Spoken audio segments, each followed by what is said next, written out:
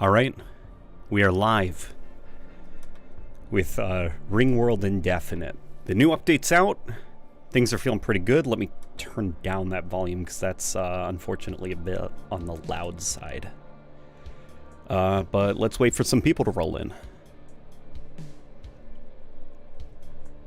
Alright. How are you guys doing?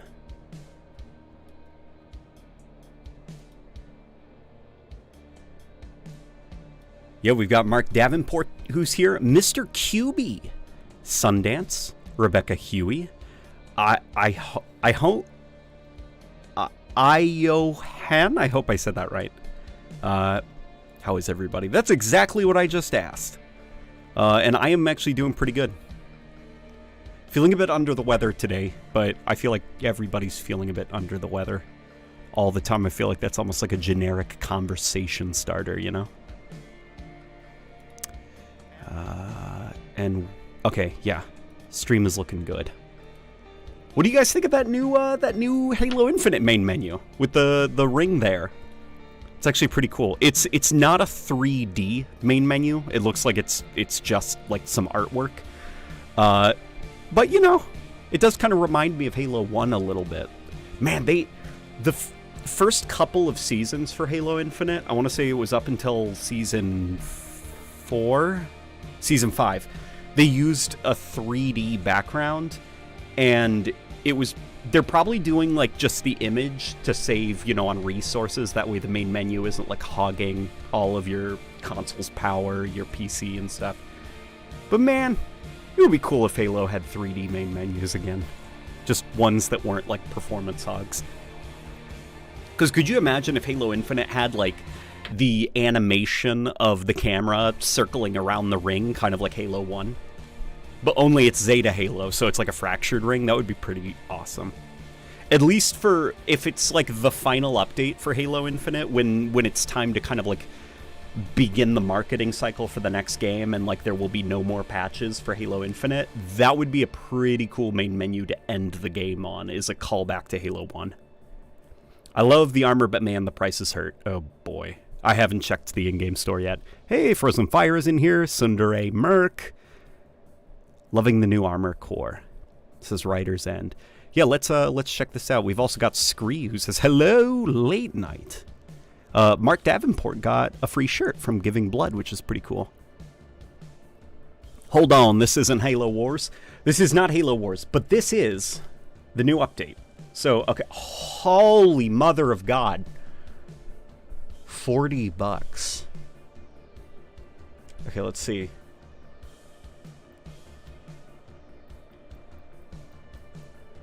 That's not that's like almost the price of the campaign.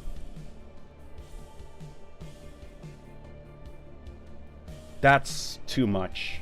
Way too much.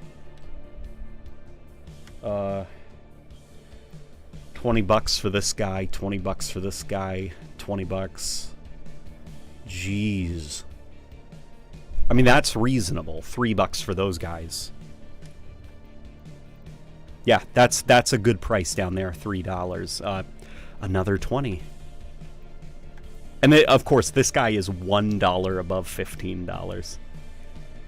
Yeah, I can't buy any of these in good conscience. Just because, like I told you, unless with the exception of nostalgia, like Halo Combat Evolves Armor Core, if like a set of cosmetics like this is above $15, that's the cutoff point for me. It's like, my mind, I don't see anything here. The screen is black.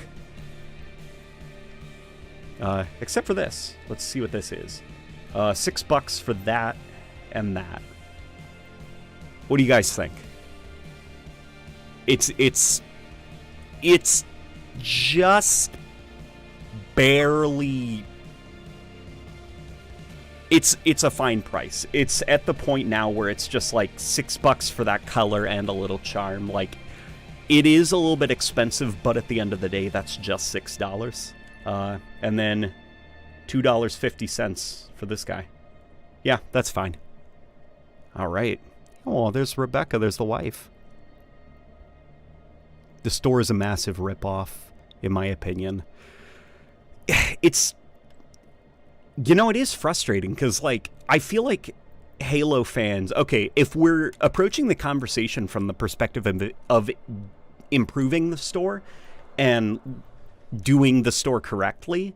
Like, obviously, you know, some of us would just prefer, like, no in-game store. But if we wanted to do it correctly, I feel like we could make a pretty awesome store. And it would be full of, like, really good stuff, good prices. Here's the new core. And this is it. This is it, guys.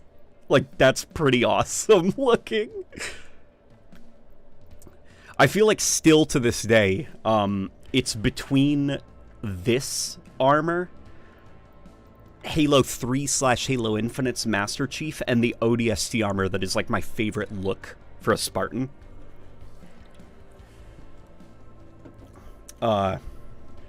They did this justice. This looks really good. Let's try to think of a good skin for it, I guess. Like a good coating. Man, it looks really good.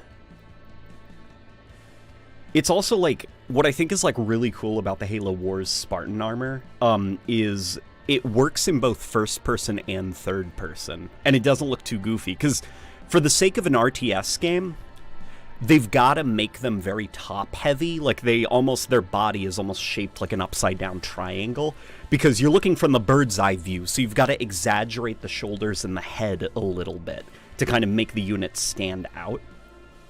But...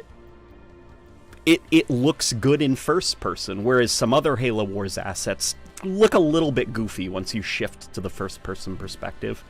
I think of like the in-game model for the Halo Wars 2 Marines. They look like hilarious. They look like they've got like American football player armor on. They just look like very, very silly. Yeah, this is pretty dope. Okay. I think we're just gonna rock the standard coding for him right now. Oh, and of course we can switch the helmets. Yeah, it's Halo Infinite is at the place now where new armor cores are exciting because now you can mix and match different pieces. Like we're finally customization is in a place where I am.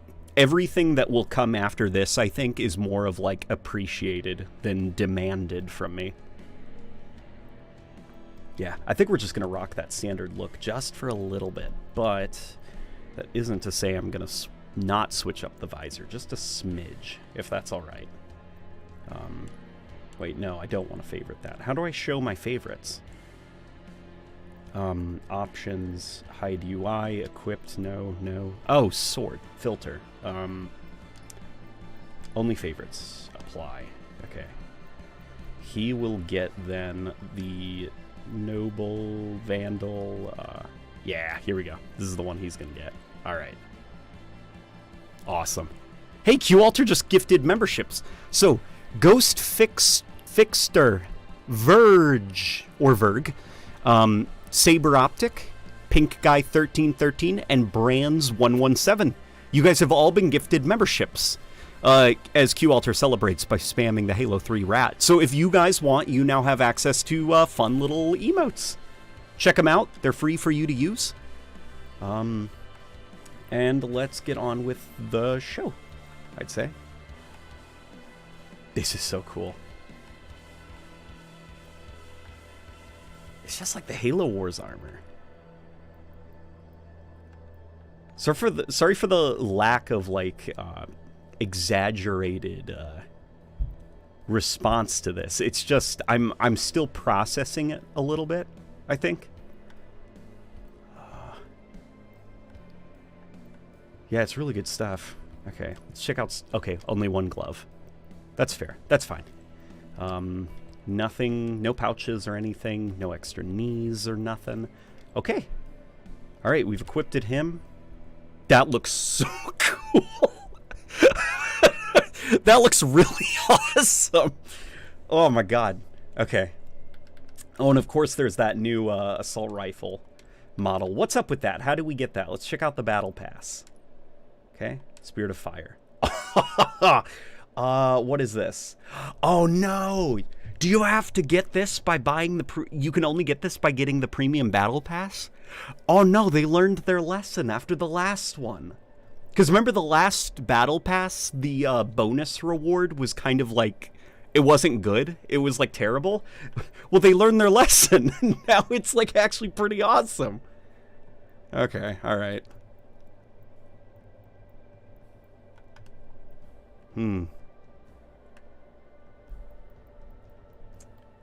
Fairly decent unlocks.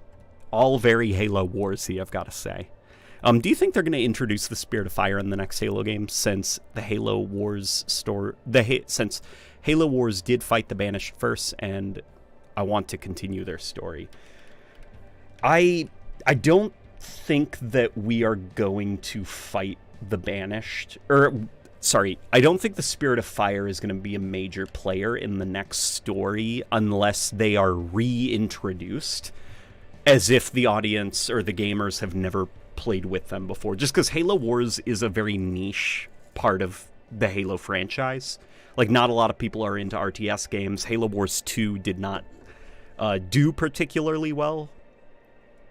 So I think just for, like, they're probably going to keep Halo Wars and all of its stuff kind of, like, isolated in its own corner. Maybe you'll see them in, like, books or comics, but I wouldn't expect to see, like, Jerome become a first-person Halo character, if that makes any sense. Like, I think that they would actually fit into Halo extremely well, just because they're already pretty...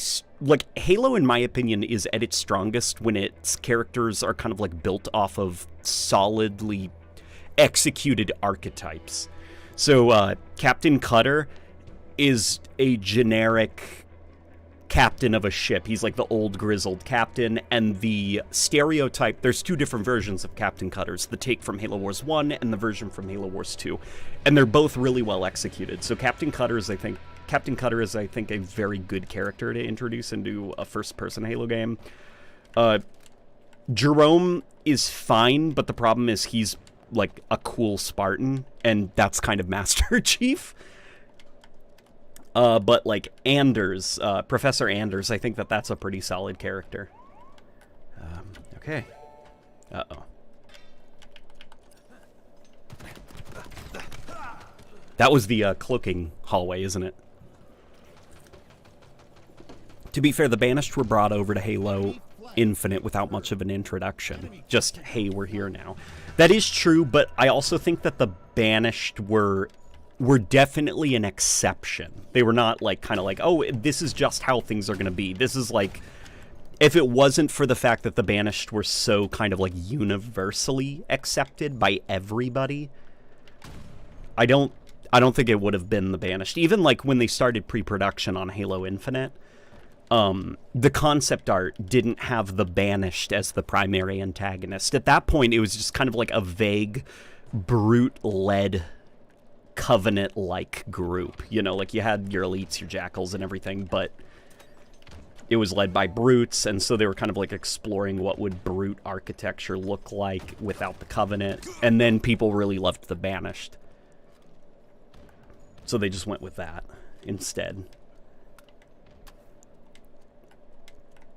I think most Halo fans have watched the Halo Wars 2 cutscenes. I agree with you. The problem, though, is, what about non-Halo fans? Because that's primarily what each game aims for, I think. Is, like, it's more so for people who aren't a fan of Halo than it is for Halo fans. You know, because if you're catering only to your fan base, then, oh boy. Then that's not exactly how franchises grow, I guess. Ah.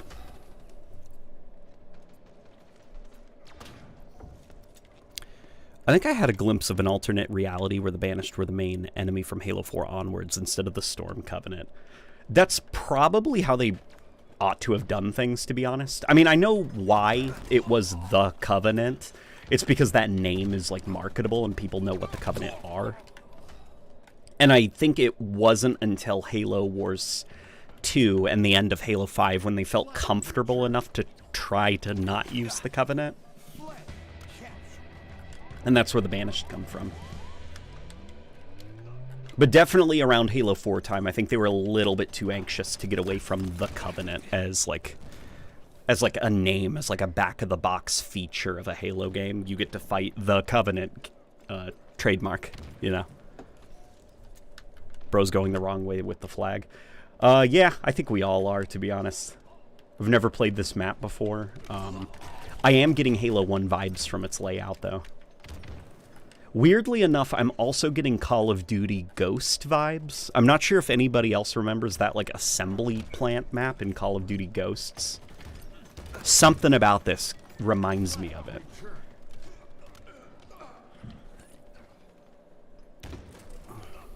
Well, the Prometheans got too bad a rap too early. I think the Prometheans just...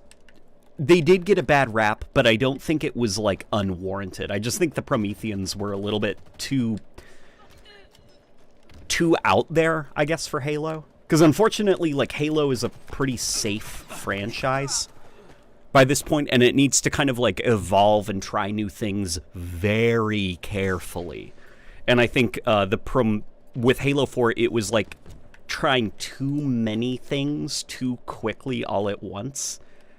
Like, you had art style change, music change, story presentation change, loadouts in multiplayer, and you had these, like, Prometheans, which changed the way the Forerunners were. So it was just, like, way too much all at once. And I think even in isolation, the Prometheans are a little bit too odd for Forerunner stuff. And maybe even for Halo. I guess, like, let me put it this way. Like, if Bungie were to do the Prometheans, it would not have been like how Halo 4 did them. Artistically, gameplay-wise, tonally, it would not have been that.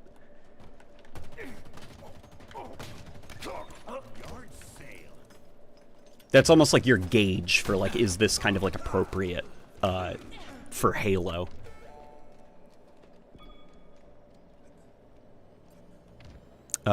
What's the coating on your assault rifle? Oh, this is a foresty camo. This is, so, I got this thing, it was, like, on sale for, like, I think $6 worth of credits, because, well, number one, that's a fair price for this color. I really like the camo and stuff like that, the kind of like Milsim Spartan stuff. But also just because I had my free credits from finishing last season's Battle Pass. And I was like, you know what? I'll buy the next Battle Pass with real money, and I'll spend my free credits on these cool-looking forest camos. Little did I know that there would be no Battle Pass to spend, because there wouldn't be a next season.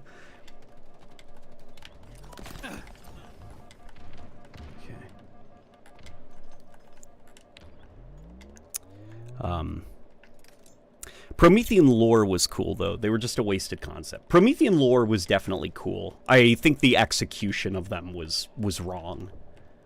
Like, the idea of the Forerunners begin digitizing living beings and inserting them into metallic shells in order to combat the Flood. Like, okay, that's a cool idea, actually.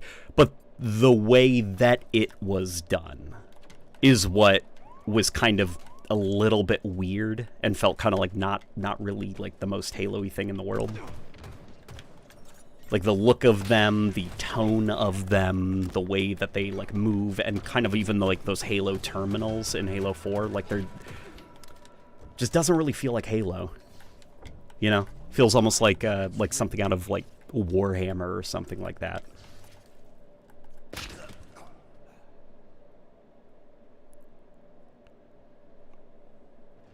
Not even Warhammer. Just, I don't know, maybe Warframe.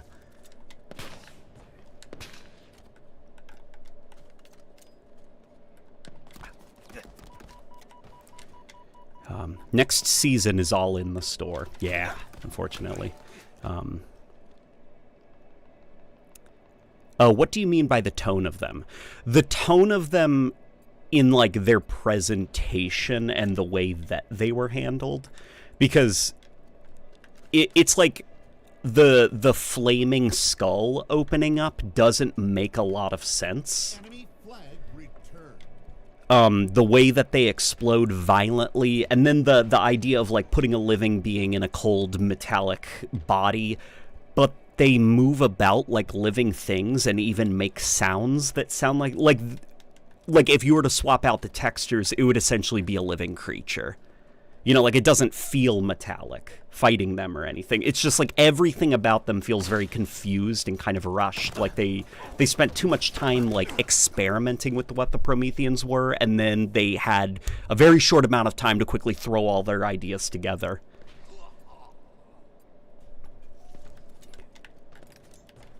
They feel very, I guess, like, creatively incoherent. Like, it's not one solid idea, it's like 5 or 6 different ideas all crammed into one character. And so it's kind of like it's hard to gauge what they were trying to go for, just because it's kind of like a mess.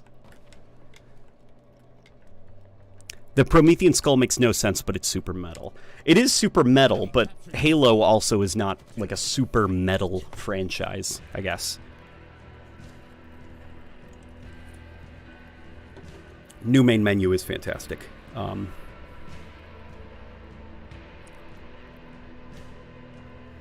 Warframe's biomechanical art style always puts me off.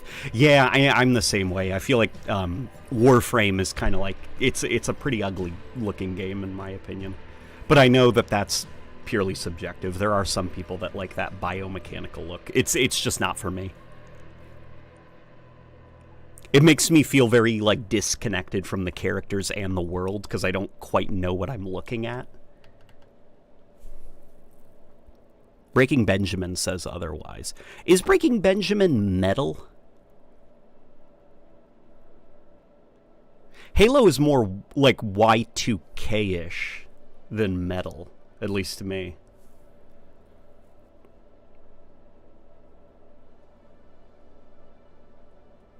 The Sentinels felt metallic, I think.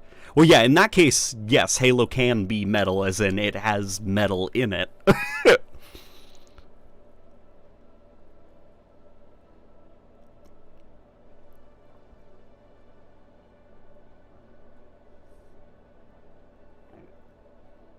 You likely won't like the first Descendant. Yeah, the first Descendant looks really ugly. That's the one where the landscapes look like Death Stranding, right?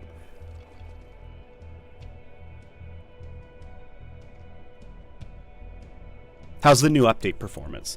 So far, pretty good. The main menu's been really snappy on Xbox Series S.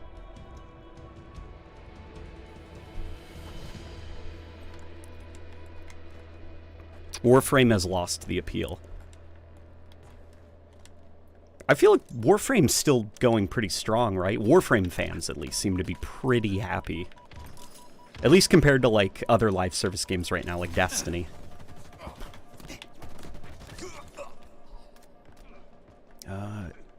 Let's check around for Easter eggs, actually. Overshield system. Oh, that's cool. Look, they're also testing overshields. But it looks like those are currently down, so only the camo in the middle of the map is online. And that's what this is. Okay, hang on, let's look. Extractor beam. Output, 98%. Okay, well, I got killed while I was looking at it. But, yeah, let's try to find the active camo that's hidden on this map. Source, I am a former Destiny fan. Destiny's fan base is never happy. Yeah, what the hell? Look at that! Hang on, I'm taking a screenshot. Oh my god, hang on, what are those? Are those Xbox 360 controllers? Hang on. Wait, hang on. I think the scientists here are playing Halo 1 via backwards compatibility on an Xbox 360. Hang on, I gotta go. Where was that room? Crap. Okay.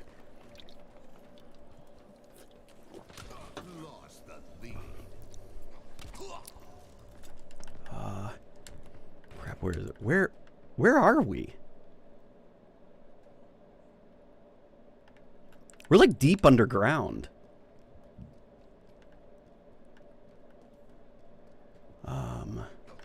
Oh boy. I just want to explore. Let me kill this guy at least. Okay, there we go. Now we can explore a little bit. Just quickly. What is that? That is an armor setup station thing. What I'm looking for is in the back, if I can see, like, the elevator. To see if maybe this is supposed to be, like, the room, you know, where Aratus was taking over that Spartan armor? Like, maybe it's the same asset or something. And because what I'm super fascinated about is, okay, the story cutscenes have been canceled. But, like, the maps are so far into development that they're not canceled. So the fact that this is, like, kind of like Oni Secrets themed makes me wonder if this was going to be part of the season after they shut down Aratus and, like, Oni shows up and stuff.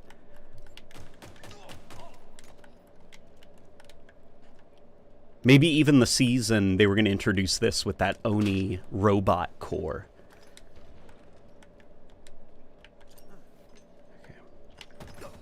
Okay. God, I love Oni stuff, man.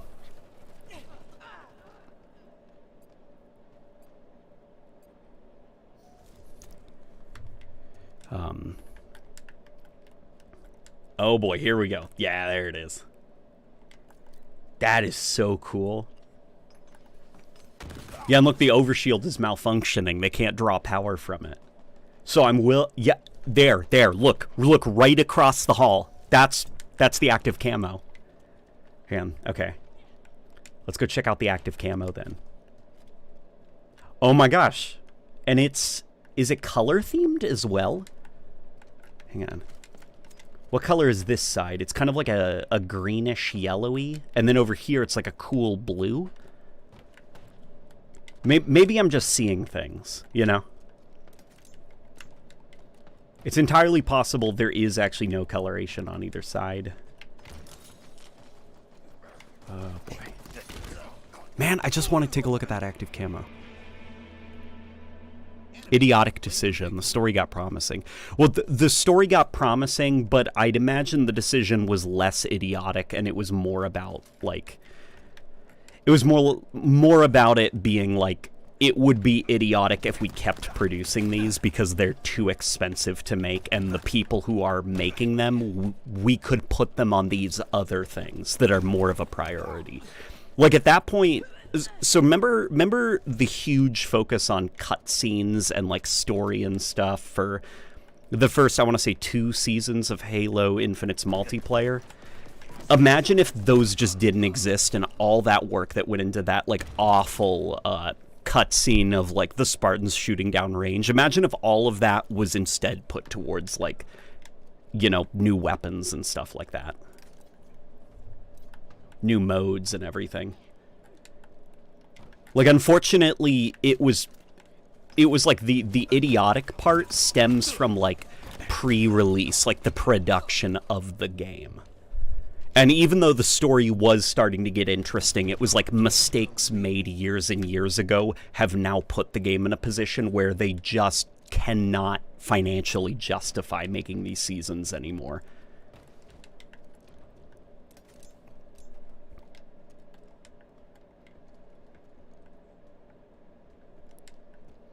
CE power-ups will never not be cool.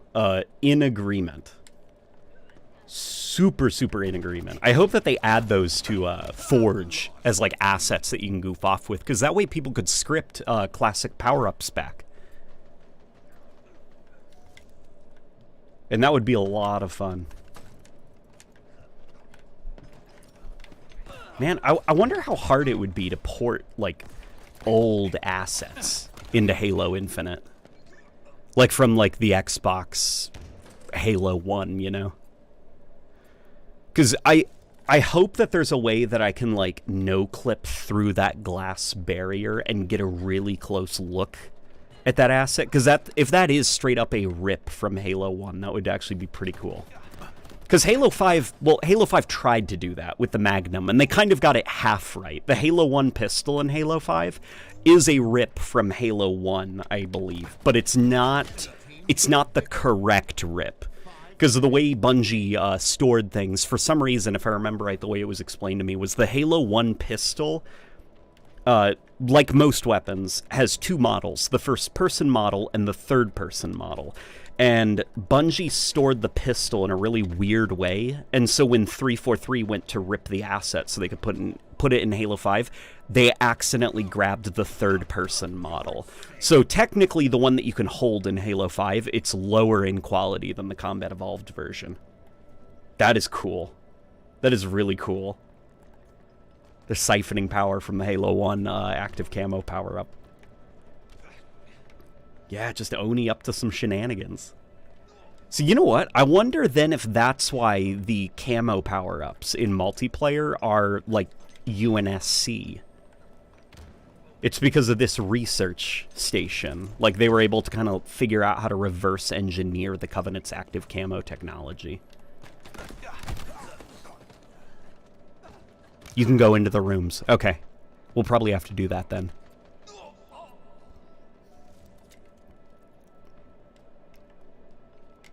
LNG, now that we are at the end of Halo Infinite, do you think Halo can/should be a live service?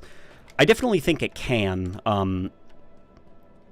It would require a lot of reinvention, though, of what a Halo game is. Because I don't think the Bungie Halo format works well for live service. If anything, it's quite harmful, as Halo Infinite has demonstrated.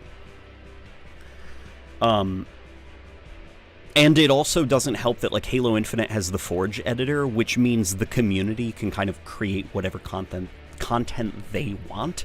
So it's like, what does that leave 343 to create? So the only way for Halo to have a good live service system would be for the developers to remove the ability to create content from the community. And we wouldn't be happy with that. That's essentially what Halo Infinite was at launch.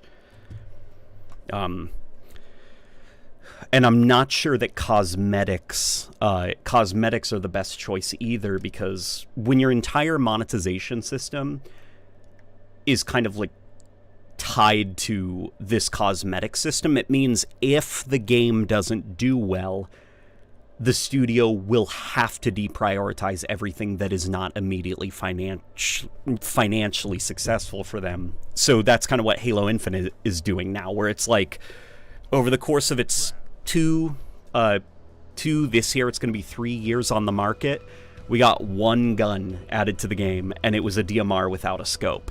And then we got a variant with a scope. And that's it. But when it comes to the microtransactions, oh baby, they've been pumping out those microtransactions. It's because, you know, they have to focus right now on what makes money.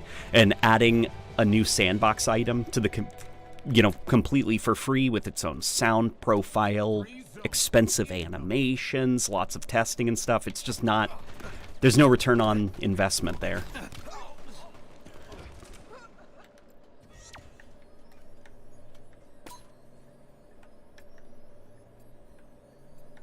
Pretty sure they remade the CE Magnum in Halo 5. I know that there's that image, that development image of them like breaking apart the model, but I don't believe they actually did remake it. Because it's almost a one-for-one of the third-person Combat Evolved model.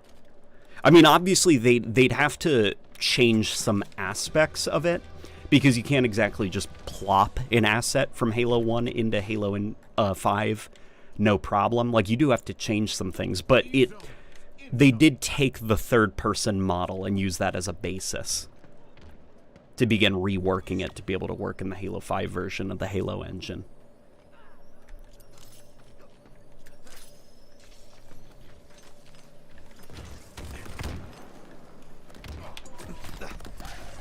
Damn it. Okay.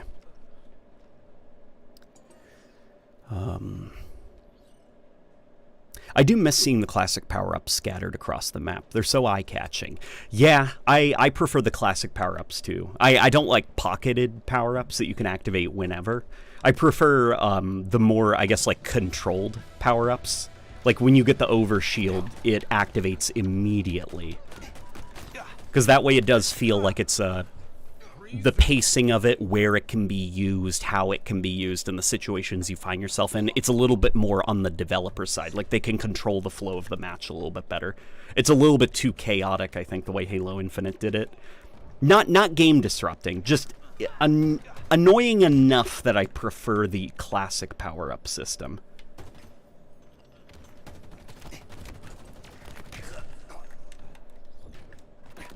And I think probably the time and effort that went into balancing those power-ups, those pocket power-ups, probably a lot of time and effort went into, like, getting the timing right, the numbers right, the animation work of, like, well, the overshield's super powerful, so we have to give it, like, a super long activation time, and that testing probably took months and months to get it into a good place, and it's like, you probably wouldn't have had to use all that time if you just had it be more developer-controlled via the classic power-ups.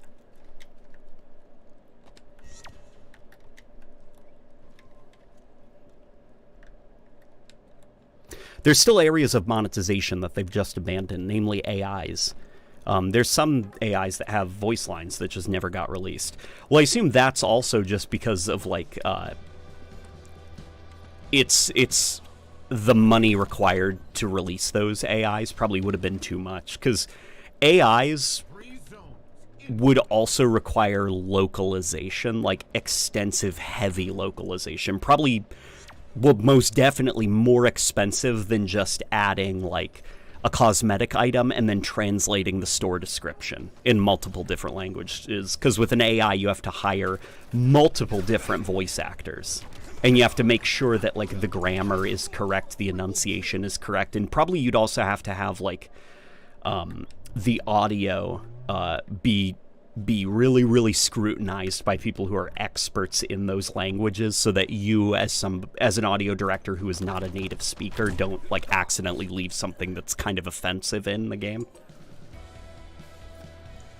That's kind of like why Halo stopped calling the drones buggers, because they accidentally found out that that's a pretty offensive term in different countries. And that's something like a localization team would catch, like, nowadays and stuff. But it's kind of similar to that. I know even some of the brute names in Halo Infinite had to be renamed because their localization team found out that they're actually, like, slurs in other countries.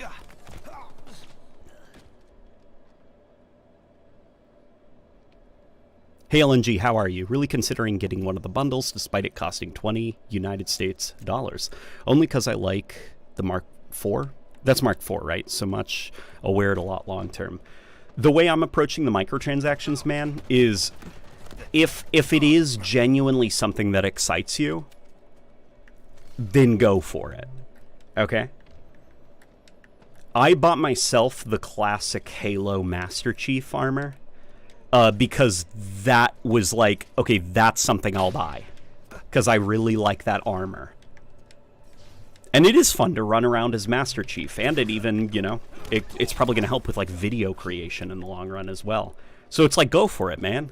You know, if that armor genuinely, you love it, and you love what you're seeing with the customization stuff, then speak with your wallet. It only means that future cosmetics will be more tailored to the stuff that interests you. You'll see a lot less junk in the Halo store and more stuff that appeals to a Halo fan.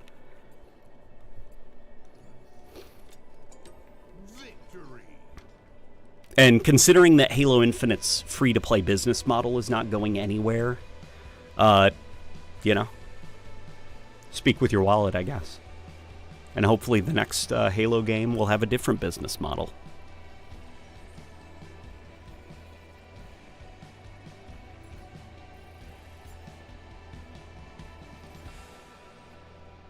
Do you think 343 gave Spartan 4s a bit of justice in Infinite? I mean, they didn't act like Marines. They acted like Spartans from what we actually saw, at least. Yeah, I think the Spartans were all right. You know, and it's weird because I've never had an issue with, like, how 343 did the Spartans, outside of just, like, well, I actually have, you know, some things I could say, but I mean, like, the Spartan 4s as they're depicted in cutscenes. Like, everyone gets really mad about that Palmer cutscene, where it's like, a Spartan wouldn't say that. It's like, dude, they're Marines, essentially. Like, they're always bantering with each other. They're always goofballs. You know, in Halo 1, when you go off that ramp and they're like, woohoo! And they're pumping their fists in the air, like, that specific guy has been turned into a Spartan. Like, it's fine. It's totally in character for the context of the Spartan 4s.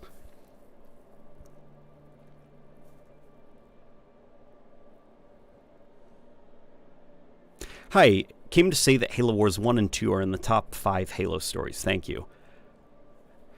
Maybe not Halo Wars 2, but definitely Halo Wars 1. Halo Wars 2, I think, is a better... It's a more charismatic setting. It's a better setting with better characters than it is a story. Because there isn't really a story in Halo Wars 2. Like, nothing really happens, I guess, in that whole game. Outside of, like, the DLC campaigns. Where there is actually, like, a way that they start and kind of, like, a definitive conclusion. Halo Wars 2 just kind of feels like it's got really good characters, and you really like being around them, but the things that they're doing and the goals that they have are kind of like, like they're all just kind of like fighting, and then the credits roll.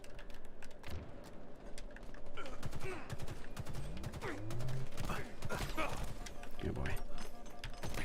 Damn it. Okay. I think that Palmer is overhated. Yeah, Palmer's overhated. Palmer's worst crime is just being boring.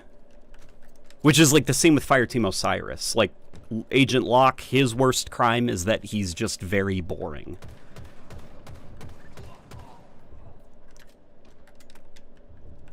Like, they're definitely not, like, you know, awful, awful, terrible characters. They're not like, what's that character from Destiny 2? Nimbus. Where that's genuinely, like, Destiny is now a worse franchise because of the inclusion of that character. Halo's not a worse franchise because of the inclusion of, like, Palmer or Locke. They did not move the needle on Halo. Because they're just not that interesting. And Halo has already had plenty of those types of characters. Actually, that's a great point. Halo Wars 2's introduction of the Banished and Atriox was genius, though. Yeah, exactly. Like I said, Halo Wars 2 is a better setting than it is a story. Like, the Ark, great place to have a massive battle on. The Banished, great antagonists. See, the Spirit of Fire, love them. Love every single one of them.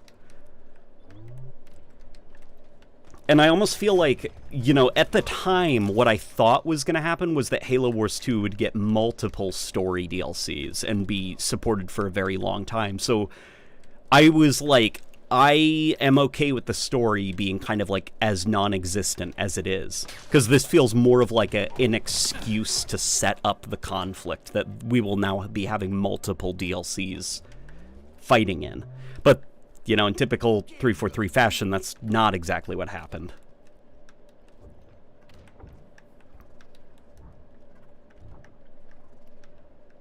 Like, Buck as a Spartan, I think, was the right balance. In Halo 5, he was good. I thought Buck was a little bit boring in Halo 5, to be honest. Maybe it's just like the fact that, like, it wasn't like Joe Staten writing, but something about Buck was just kind of like boring, I guess, in Halo 5. It didn't really feel like the same Buck from ODST. And he had that weird southern accent, too. It's like, Tanaka, could you say a few words? It's like, why are you talking like that? You didn't talk like that in ODST. I noticed something weird in the UI down there, and I gotta pick up a secondary grenade just to confirm if I'm going crazy or not. Okay, it doesn't look like they've made the weapon cradles anymore, but I think that they improved the grenade switching animation. Or something. It's hard to say. Everyone was boring in Halo 5 except Exuberant Witness. I didn't even like Exuberant Witness.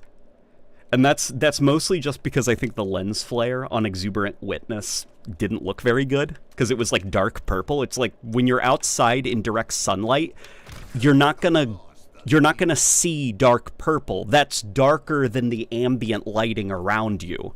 So it looked kind of like a crappy in real-time Photoshop. And it just... Also, like, the voice, Exuberant Witness's voice, they were using the wrong voice filter for a monitor, and so that also drove me crazy. Yeah, Am I crazy, or is that, like, a new, You can actually see what grenades you're holding now. Maybe I'm crazy and that's always been there, but I swear that that wasn't there before. Oh, wait, now it's gone. What? Yeah, now it's gone. Now I can't see what my secondary grenade is when I'm pressing switch.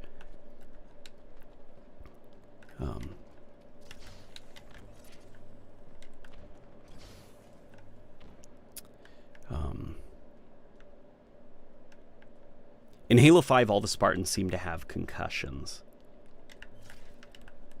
Well, Halo 5 is just kind of like... It's an odd game because it's like... It's definitely... Here's what I'll say about Halo 5. What Halo 5 did get right, the story, is I think the way that it was paced and the hopes for it, like what they were trying to do, was correct. Like the pacing of cutscenes and stuff like that, all of that was correct. What they got wrong was, and this is something Bungie consistently got right, even in their weakest games, was the voice actors, the voice direction, the music, and just the charisma of the writing. That's what Halo 5 got wrong. So if you had all the characters be a little bit more charismatic, you don't need to go in depth with them, okay? You don't even need to change the dialogue if you don't want to. But if you had more charismatic vocal performances and better music and stuff like that, it probably would have been more entertaining, because it did feel kind of like they were trying to emulate something from like Halo 3 or something like that. Just, they didn't quite land the mark because unlike, you know, Halo 5, Halo 3 was able to make up for its lackluster writing by just having really, really charismatic performances. And good music. I'm letting that thought cook a little bit, because it's just something that I, like, realized to myself once.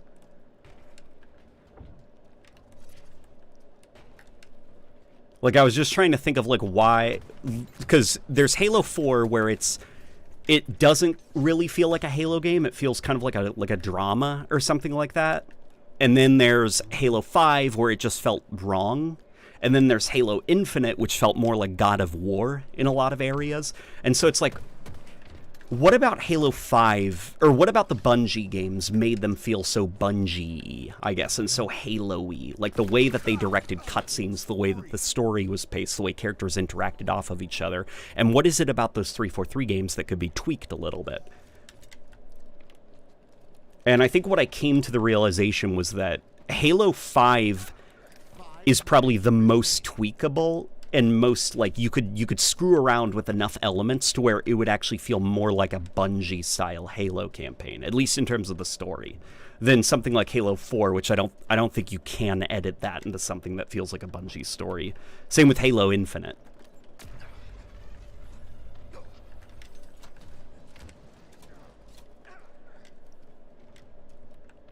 So Halo 5 needed a Joe Staten and Marty O'Donnell. Kind of, yeah. You know, there's some aspects of Halo 5 story that are there. Like, the Warden Eternal, get rid of that stupid design. Like, that's not Halo, that's Bionicles or something. So get rid of the stupid design and stuff, and make him just like a monitor or something, or like a giant sentinel.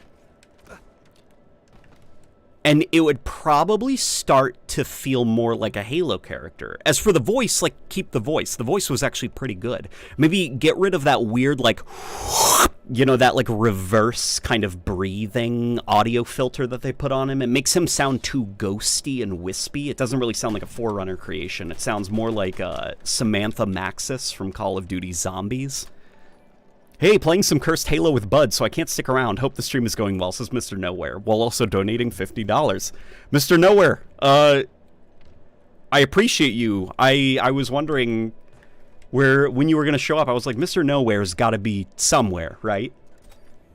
Okay, that joke could have cooked in my head a little bit longer. I'm sorry. You can drive a forklift on this map. Enjoy playing Cursed Halo with your buds, Mr. Nowhere. If you've got a stream to it, link it down below, dude.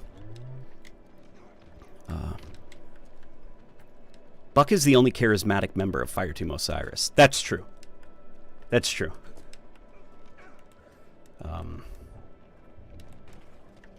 Yeah, it's all down to like charisma and I think very, very deliberate performances.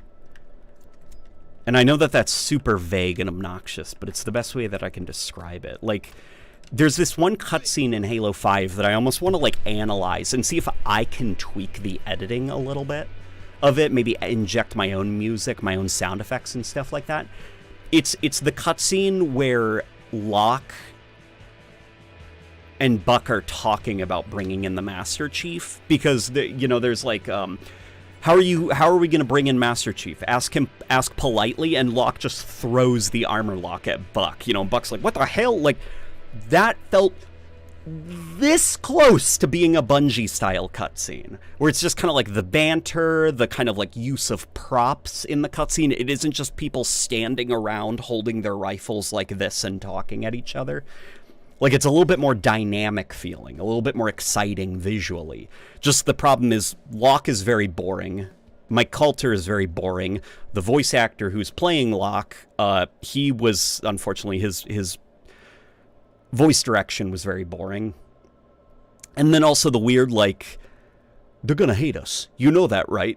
You're not the only one here because of him. Where it's just like, that was weird, that line. What did that mean? You're not the only one here because of him? What do you mean? I have no idea when or how you fell out of the algorithm, but I'm so glad to have this pop up. I have some catching up to do. Yeah. You got to check out the evolution of the Carbine. It's the first in my rebooted Evolution series, and I'm pretty proud of how it turned out. LNG, do you have a crush on the Halo franchise? Well, no, because I'm married. Oh, do I have a crush from the Halo franchise? No. No, because I'm married. And also because Halo is full of fictional characters.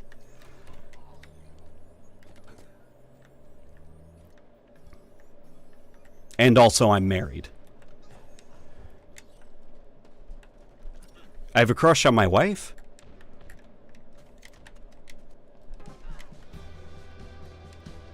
Every target is just another target, Buck. Yeah, like, that's a pretty good line. All you need is a better voice actor. A better voice performance, I should say. Because maybe the actor could have delivered that line a little bit more charismatically or something. I don't know. Just 343's choice of voice actors are kind of like consistently uncharismatic, I guess, is the best way I can describe it. Jennifer Hale is Palmer. I don't think that was a very good pick. Just, unfortunately, Jennifer Hale, she has such a kind of like vague voice where she can be anybody, and because of that, she doesn't really stand out. And most of Fireteam Osiris and Blue Team are the exact same way. Like, they all are just very forgettable and bland, their voices. Where I think of, like, Lord Hood, where it's like Ron Perlman, it's like, that was a great voice. Or Keith David as the Arbiter, it's like, that was also a great voice. Or Sergeant Johnson, that was a great voice. Or Master Chief, like, same with, like, Captain Keyes and everything. Like, they're all great. Like, every spoken word from them is quotable because of just how, like, earwormy their vocal cords are. And it's just the 343's casting directors, they don't seem to have that same ear for voices where they're like, ooh, that's a character people are going to be quoting for a while.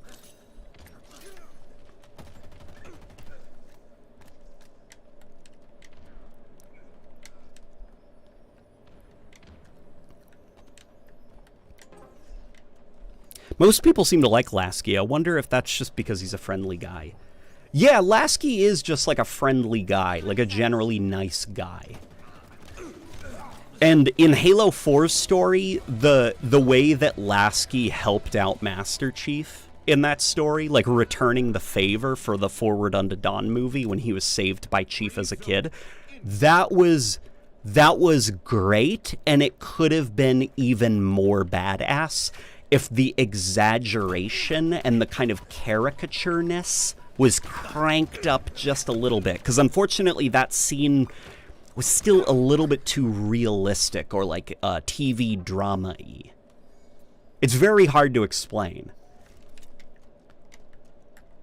Like, Halo, there's this aspect of Halo that I think has kind of been lost in the transition between developers, which is like, Bungie didn't take Halo very seriously. Arguably, the only game that took the Halo universe deathly seriously was Halo Reach from Bungie.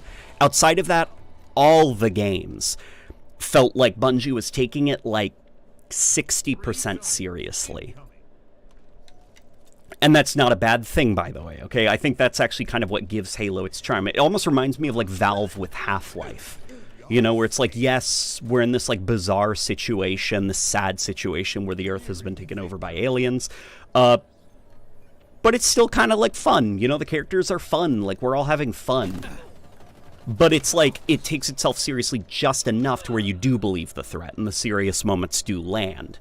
Without feeling kind of like, you know, it's just this delicate balance of humor and seriousness that leads to that kind of Indiana Jonesy, adventure-y feel.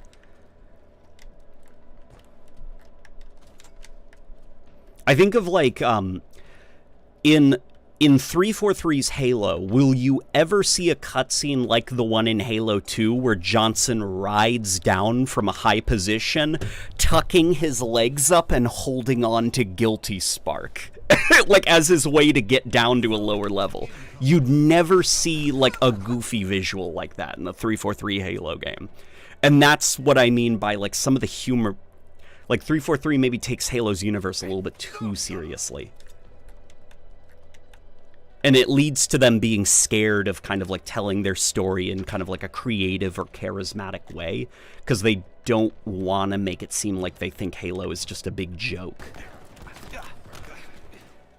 Final zone incoming. Arbiter in Halo 5 just sounded like Keith David, not really the Arbiter.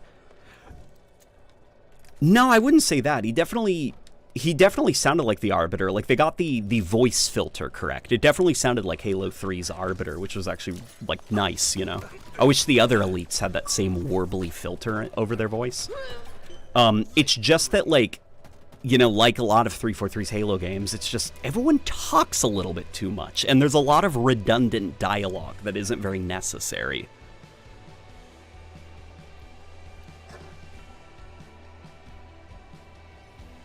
Hopefully, what I'm saying is resonating with some people. But the best way that I can describe the difference that kind of needs to be found is the cutscene where Johnson uses Guilty Spark and tucks his legs up to his chest, and Guilty Spark brings him down to the lower level. Like, that visual is so stupid and goofy. And you wouldn't see that in Halo 4, 5, or Halo Infinite, because 343 takes Halo a lot more seriously.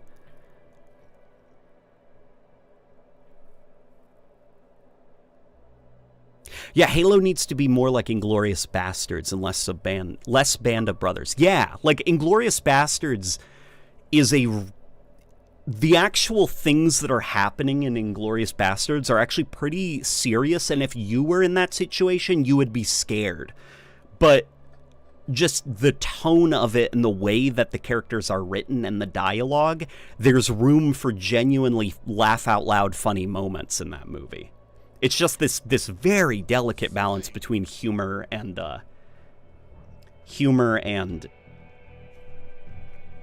seriousness. And it's really hard to strike, and not everybody has the ability to strike it, I think.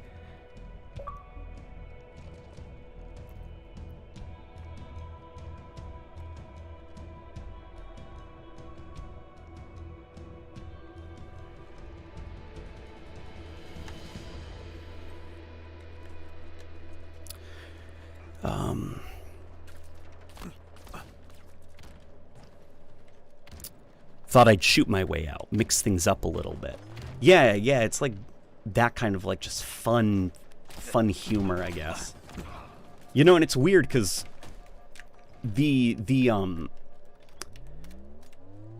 what humor there is in Halo, like Halo is a mixture of like funny things happening to people, funny visuals, and little jokes that land really well.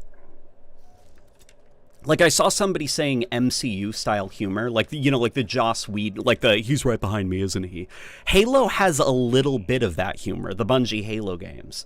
But for some reason, it works in those Bungie Halo games. And I think maybe it's because the story doesn't stop in order to do those jokes. Like, you don't have that moment in Spider-Man Homecoming where it's like, my name is Dr. Otto Octavius, and the movie pauses for like 15 seconds to make fun of the fact that this character's name kind of sounds like octopus, and his superpower is he has octopus tentacles. I think of like the joke in Halo 2 where Cortana looks at Master Chief and she says, "You look nice." And both Master Chief and Johnson just say, "Thank you," at the same time, and then look at each other, and then moving on. Like, that's the joke. And then I think of, like, Halo Infinite, where it's like the flying octopus monkeys. I think I'll call them flying octopus monkeys. What do you think? And it's like, oh my god, I get it. That's funny. Okay, like, moving on. Like, it's just a little bit too much talking. The joke is running on for a little bit too long.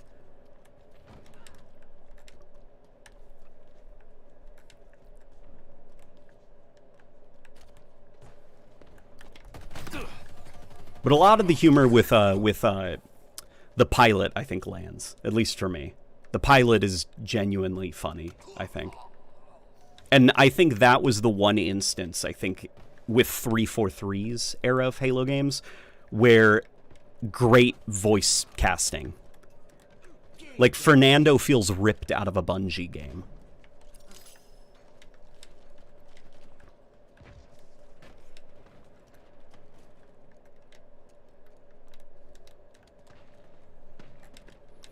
To be fair, the weapon is so new that I don't blame her for talking so much. Yeah, and I think the weapon, in the way that Halo Infinite is written, like, the weapon is adorable. I really like the weapon. That's a good character. And I hope that she shows up in future Halo games. LNG, the voice acting for the Didact was great, though. Yeah, the Didact, that was also a pretty good voice cast. You know, regardless of if you liked Halo 4's story or not, like, the Didact tonally landed. Like, you knew what Bungie was going for, and it worked. And within the type of story that Halo 4 is, the Didact's presence was arresting. Every cutscene he was in. I'd get distracted by whatever the Didact says, you know?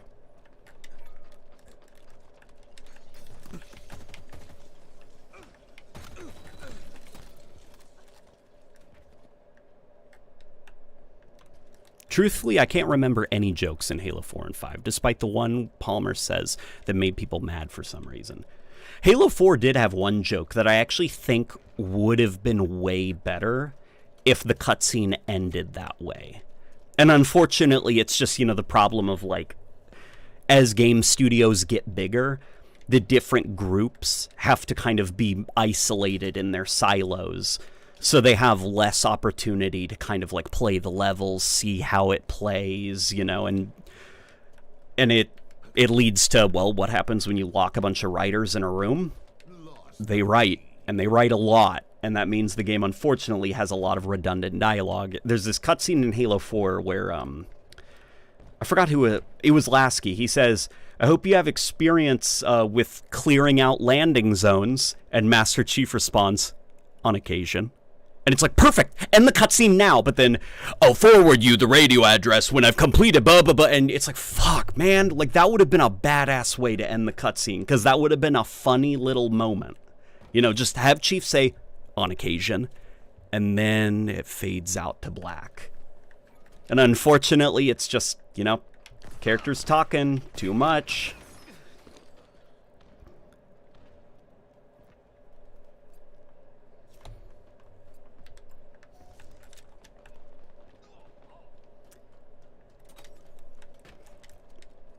Yeah, I guess today is the day where we kind of like talk about all the little things that literally nobody cares about, except for people who care about it way too much. Ooh, come on, come on, come up. Damn it, I missed every single shot. Okay.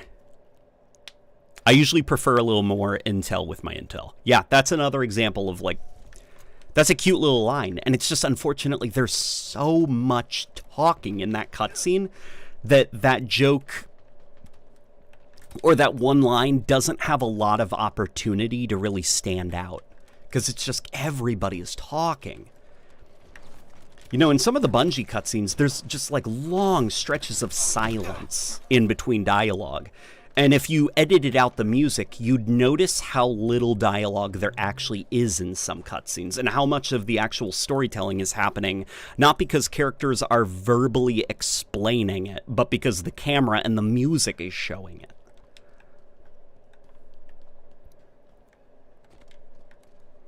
Neat how Illusion's Combat Evolved power-ups use colorations that have been used across the series. Overshield is with a red core, yellow case. Camo is cyan, core with a blue case. Yeah, I'm not sure if it's if it's like a rip from Halo Combat Evolved, but they're using those Combat Evolved assets. And it's cool that you can actually see up there that it looks like the Overshield experiment currently isn't working.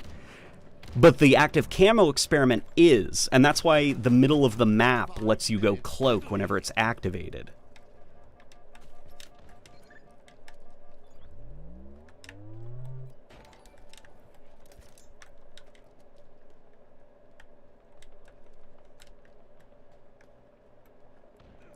Dialogue in Infinite is so repetitive. I love the game, but for the love of God, can people just use one adjective instead of listing like 4 or 5 for gravitas? Oh, I know what you're talking about, because I noticed it too, and I thought I would be too nitpicky if I said it out loud, but there's like 3 different times that somebody says like, I'm beaten, broken, useless, like they're listing things, you know, or a chief, like, I've been beaten, surgically, precisely, methodic. Like there's like multiple different cutscenes where people pause and start listing adjectives to be very and it's yes, I know what you're talking about. I noticed it too. I think Halo Infinite, unfortunately Halo Infinite is so long, so that just means that like the risk of bad dialogue moments increases. And to be fair, the new God of War, from what I understand, also suffered from that, where it's so long and people are constantly talking in that game. So there are a lot of really like stupid dialogue moments in that game.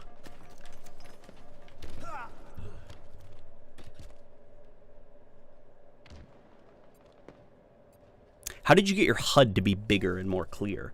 I didn't make my HUD bigger. What I did was I moved it closer to the center of the screen. Here, I can show you, actually.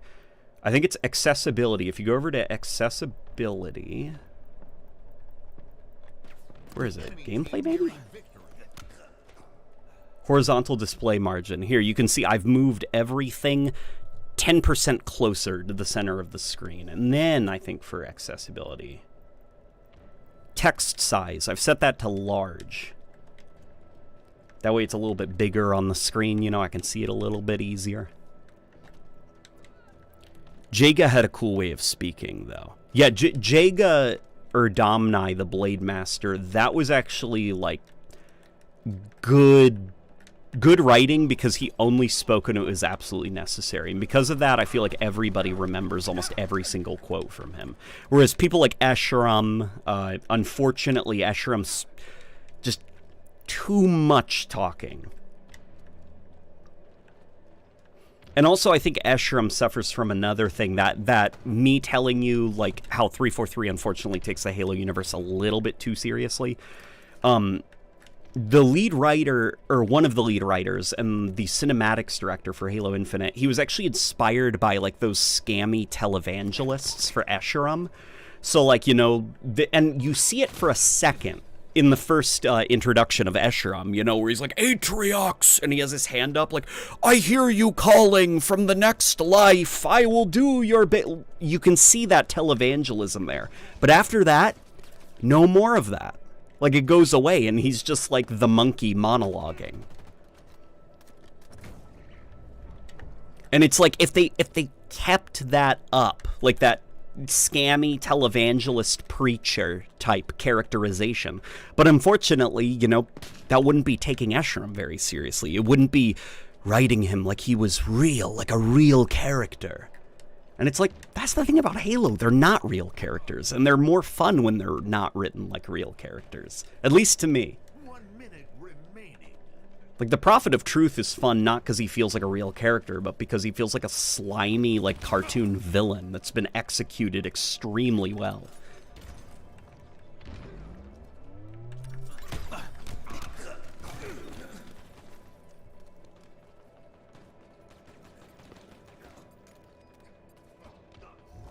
LNG, what about the dialogue between the scientists in Ivanov Station and Chief in Halo 4?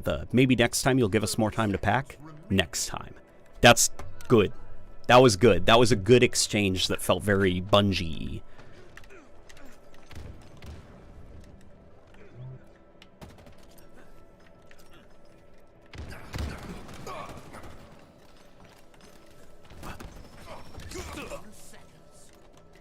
I hope we don't lose the boss fights in the next Halo game. They did so well in Halo Infinite.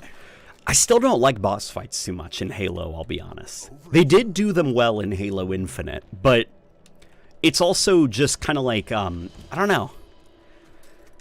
Halo, I think Halo, like, named character fights or important character fights are a little bit more fun to me if they're organic, I guess is the best way I can describe it. Like, in Halo 3, there's that chieftain that you can miss if you're not paying attention, but he's kind of like a character where he's like, the pack will feast on your bones, and then he runs out of the room. You can kill him if you're fast enough, but if you're not fast enough, he will leave the room, and then he'll show up at, like, the end of the level, I think it is, and all the other brutes are, like, in a circle around him, and he's like, he's standing there, and he's like, fight me, I'm right here. And you can duel him one-on-one if you start shooting him, and the other brutes will just watch you guys fight. And if you can kill the pack leader, they'll be like, the pack leader is dead, and then all the other brutes will start fighting you. And it's like, if it was Halo Infinite, he would have gotten a giant health bar. It would have been this big cinematic thing, instead of, like, an organic character moment that you kind of, like, stumble upon, and you're like, I can't believe I didn't notice this before. That's actually really cool.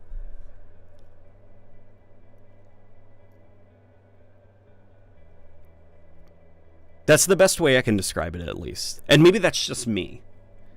It probably is just me, to be fair. And it's a non-issue, okay? If Halo's boss fights come back and they're exactly like Halo Infinite, nothing's going to be lost, because Halo Infinite still did them well.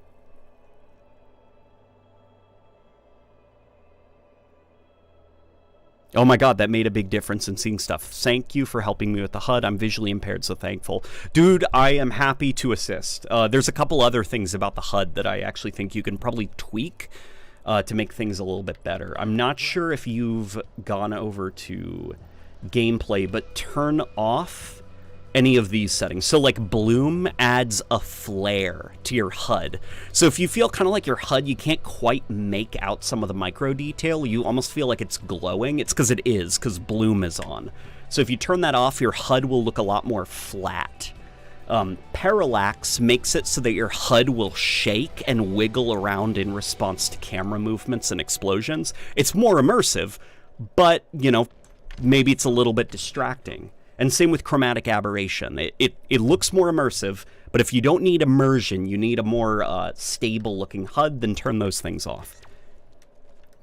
Halo Wars 3 needs to be greenlit for development. They had a pitch for it with Space Battles. If it releases, it would be a perfect Halo Wars game.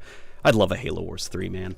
What I'd like more than Halo Wars, I think, is them to really go all out on, like, an RTS, like Age of Empires type thing. Because the one thing that keeps Halo Wars from being an RTS game that I lose my life to is the restrictions that it feels tied to because of the 360 generation. Like, I grew up playing RTS games on the PC, so going into Halo Wars, my opinions of what an RTS game is, I had very high expectations. And with Halo Wars, in order to run at a stable frame rate on the 360, there had to be certain limitations in place, like UI numbers, where you can place bases and stuff.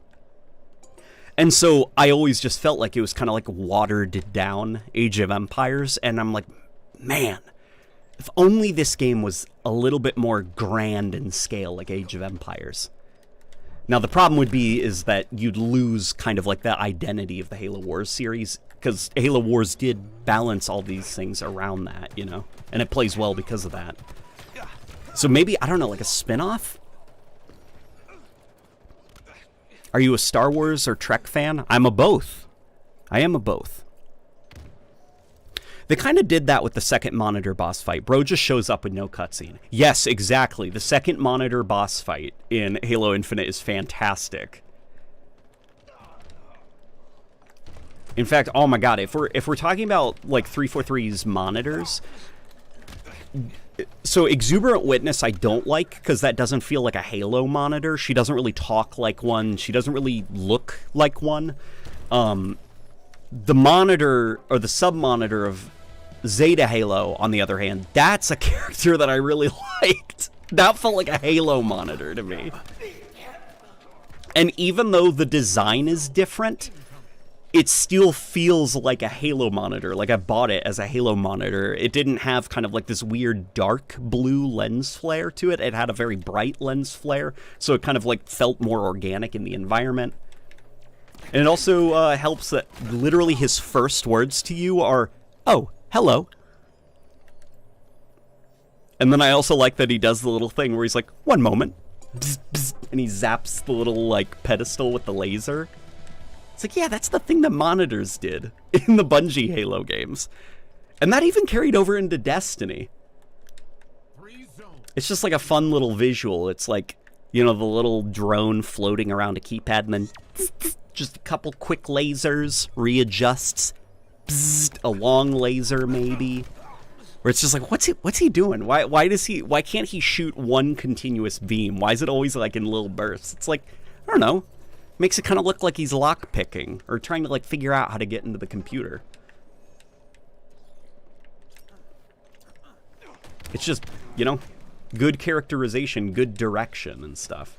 It's those little things where you just, if you know, you know. And if you're not somebody who notices those things, it's all right, don't worry about it. Accept my apology immediately. That is also very funny.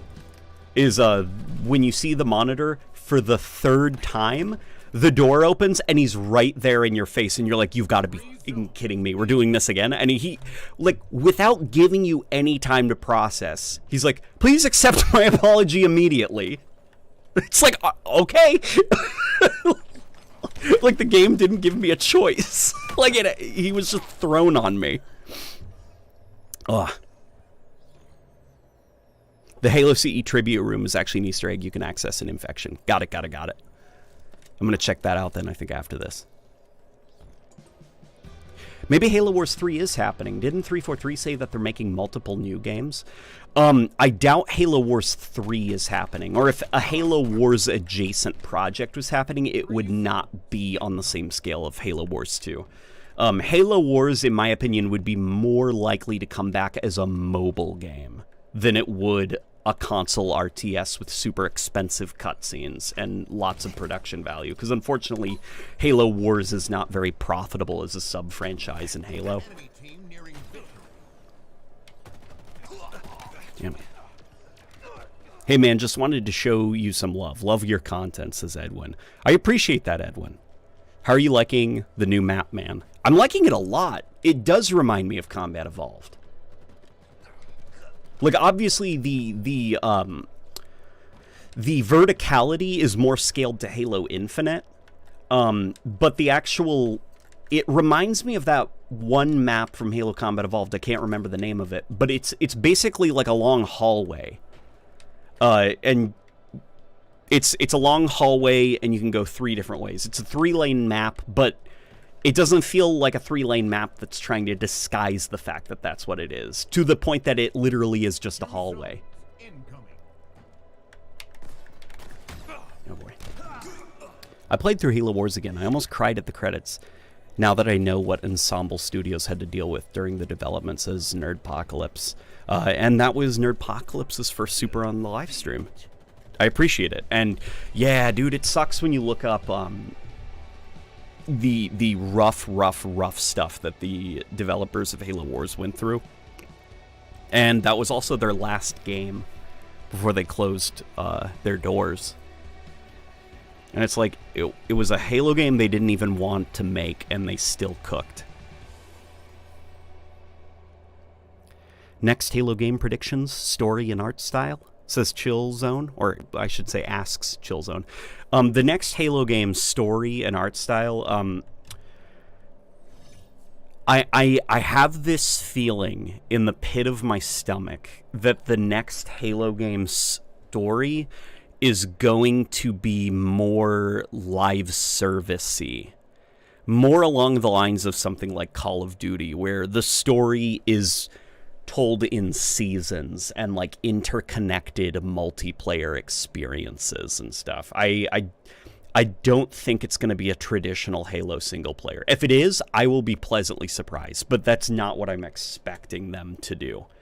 Because I think probably with Halo Infinite, kind of like, you know, having this ridiculously huge budget and them kind of like not quite meeting their expectations, and then learning a very valuable lesson, which is microtransactions are very profitable, to the point that you should probably stop making your campaign DLC and double down on the microtransaction stuff. I am expecting them to find a way to make the next campaign monetizable and be focused on active player engagement. Like, how can we keep players interacting with our PvE content? It's not something we all want, but it's what I'm bracing myself for. So I'm like kind of like making peace with it, so that in the case that it is a single player campaign, hey, I'll be pleasantly surprised. And if not, I'll be like, all right, I knew this was coming. Hopefully it's fun. And as for the art style, I'm fully expecting it to be like Halo Infinite. Probably better looking than Halo Infinite, because they'll be using the Unreal Engine, so it'll be a little bit more polished.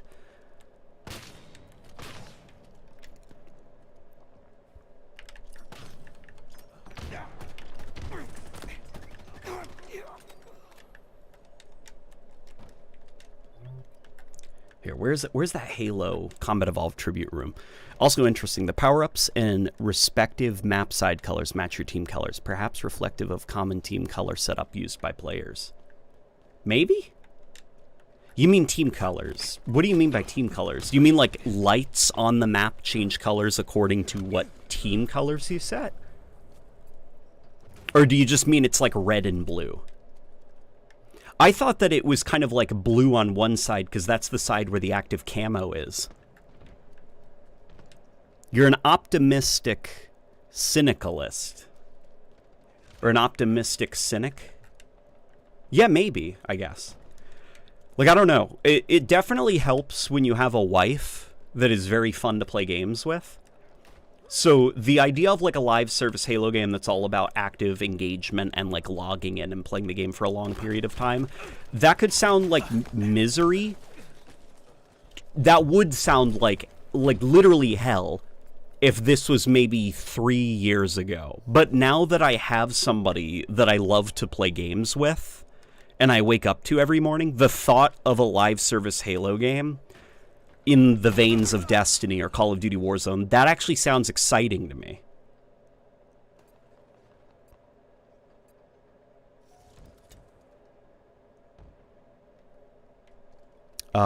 Late Night, have you ever played any of the Wolfenstein games? It's a franchise owned by Xbox nowadays. Oh, I'm very familiar with Wolfenstein.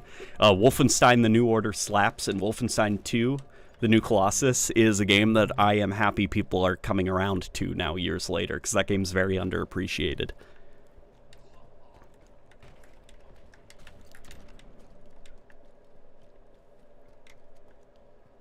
What's up, legend, says Duncan.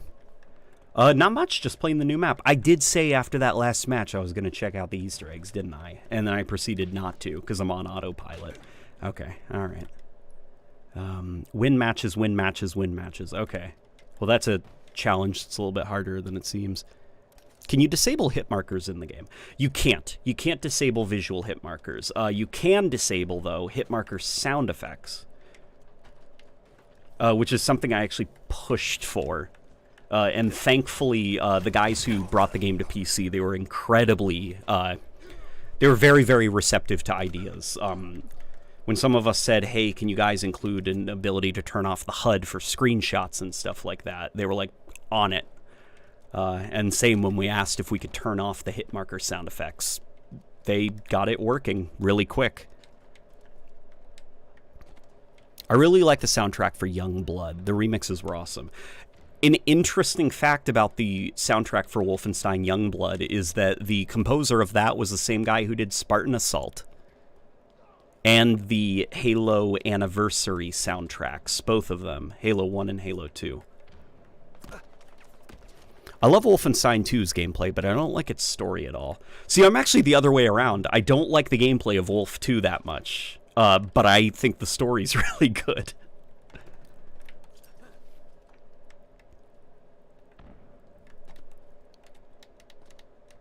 I totally understand your tweet on the feeling of new Call of Duty's lack of floatiness. Okay, it's not just me then. Yeah, the last Call of Duty game to kind of use that old technology of like you're basically a floating camera and your arms are attached to the camera.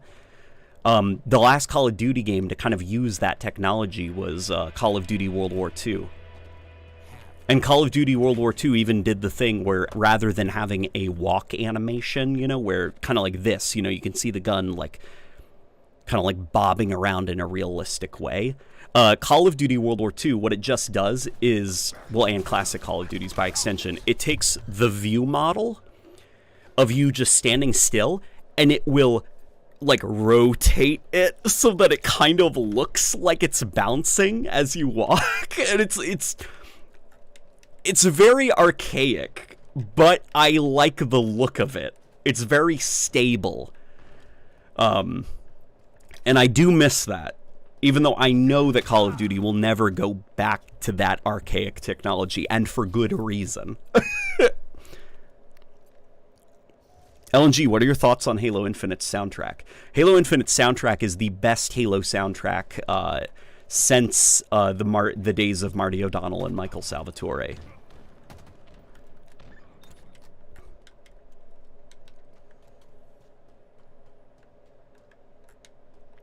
Hey, late night, I love your videos, says Payson Man.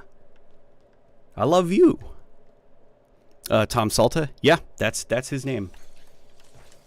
Tom Salta. Very annoyed by over-animated FPS games. I don't think I'm annoyed yet, but I am definitely starting to get like a little bit tired of tactical reload animations. Like, I do kind of miss the old, like... It almost feels like a dance, I guess. Like, I think of the way that you reloaded weapons in those classic Call of Duty games. It kind of felt like a dance, putting the magazine in and the way the gun smoothly bobs around. Very readable, very easy to kind of see what everything's doing. Where nowadays, it's kind of like, it feels like your guy is really angry at the gun because of how much he's shaking it, and the camera's shaking around, and it's just like, you know, it's like, dude, calm down, it's okay.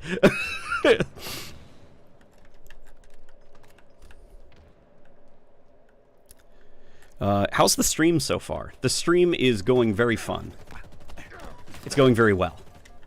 It is going very well because it is fun. There we go. That was the sentence I was trying to say. Can you rank 343's Halo soundtracks? Oh man.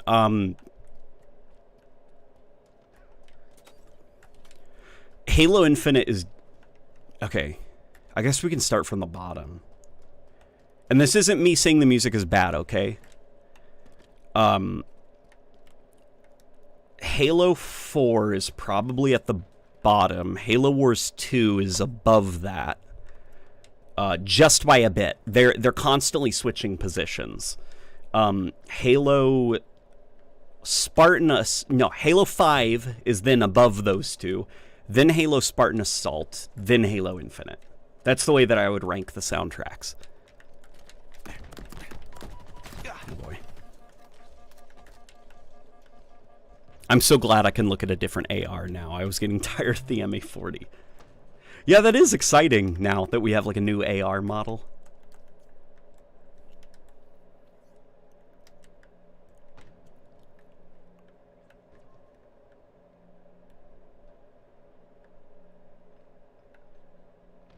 I'm so sad that the Halo TV show we got was the crap they came up with. Season 2 looks interesting, but they just tainted it with what they did before. I feel like Season 2 will be fine, guys. And in fact, I think Halo the show Season 1, this is going to be very controversial. It's fine.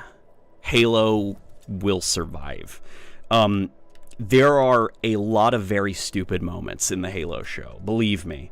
But watching the Halo show recently with my mother-in-law was very interesting because she did not know anything about Halo before and didn't really care about Halo. And now she knows enough about the Halo universe that she can recognize a Spartan when she sees one, and she knows what elites are. And she kind of knows now what the Covenant are. Like, the Halo show is getting her into Halo, and that's very cool to see. And it's made me kind of appreciate the Halo show a little bit more. That's not to say that the Halo show is flawless or even good, okay? It can definitely be better, and I could have done it better, I think. But... Oh, you guys want to know what she said about Pablo Schreiber as Master Chief taking off his helmet? We briefly told her, like, no, she even knew, just via, like, pop culture and TikTok and stuff, that people... No, because of the Master Chief taking off his helmet. She was like, everyone's mad about Chief taking off his helmet. Why? She even knew about that. So we watched the Halo show. She likes Master Chief, by the way, in the Halo show, but... You know what she said when, in, I think it was episode 2, Pablo Schreiber puts back on his helmet and he's like, I'm gonna be leaving now, or something like that? She's like, much better. Like, even she likes the Halo show. She likes Master Chief in the Halo show, but even she prefers him to have that helmet on, because she said he looks very silly with it off. She said the voice does not match the face.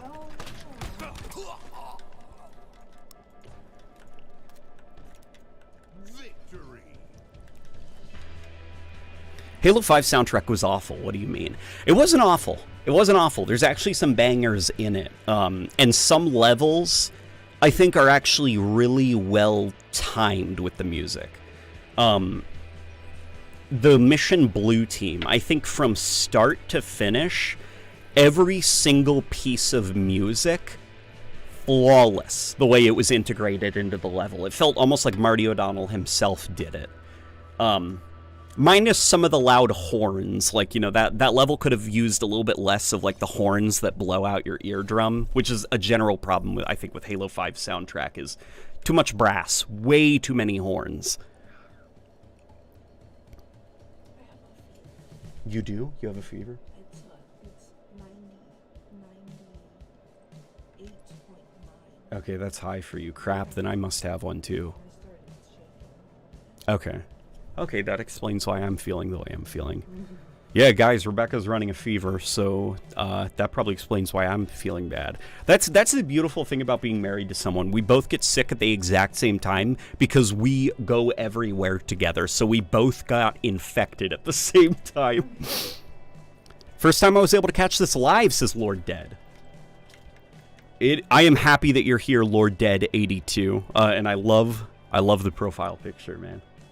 Here, let me check out Forge for just a quick hot second. We're going to check out that, well, I guess, if you want, babe, you want to explore Forge with me? Okay.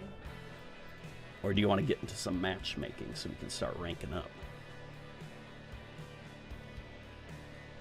We've got a free battle pass. You don't have to worry about it. Yeah, don't worry. So that Kai's helmet is this week. If we complete all the challenges, we get Kai's helmet. And if you're feeling too sick to play, babe, I can grind your account for you and get that helmet. But the rest of the soundtrack is utter doo-doo.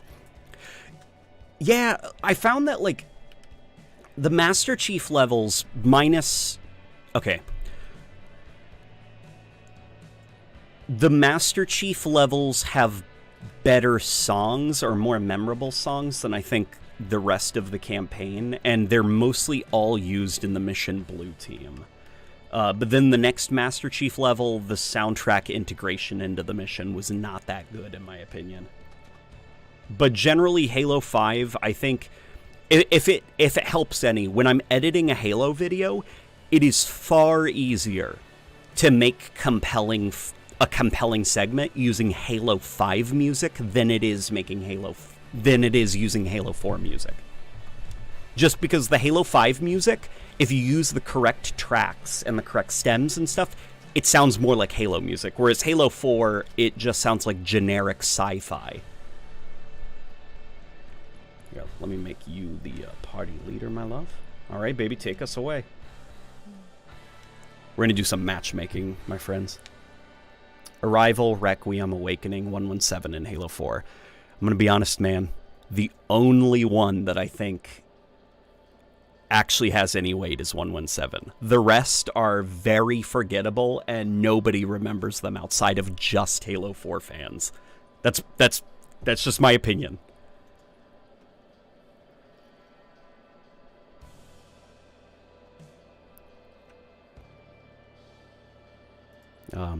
Halo 5 songs can get you pumped up. Yeah, Halo 5 has some good, like, pump-up songs, I guess. And even some of them have, like, really good, strong melodies to them. Even if they don't sound particularly Halo-y, there is a melody to them that's really identifiable and a lot of, like, fun to hum to, you know?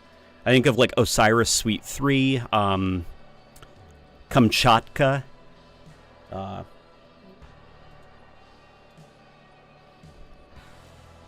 Green and Blue. Yeah, green and blue's fine. But that cheats a little bit because that's like the reason it's good is because it's based off of like good Halo music. The original stuff is just not that interesting.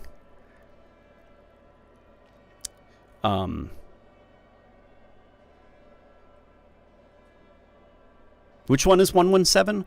The one from 117 is the one where most of the song is build-up, and then there's approximately 10 seconds of something that sounds very memorable. It's the bum bum bum bum bum bum bum bum bum, like that one for about maybe 15 seconds, and then the rest is just bum bum bum bum bum bum bum bum bum bum bum bum, which is kind of like forgettable build-up.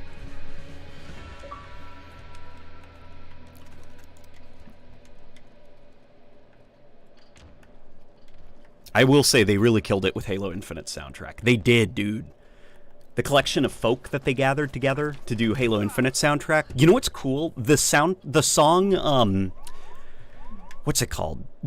Gabrakan Escape. You know, the like ba ba ba bum ba ba ba ba bum ba ba bum ba ba ba bum, like that, where you're escaping from the warship. That song was done in one take. Like, the composer for it sent in the draft, and he was like, what do you guys think? How can I fix it? And they were like, you killed it. We're using it. So, one draft.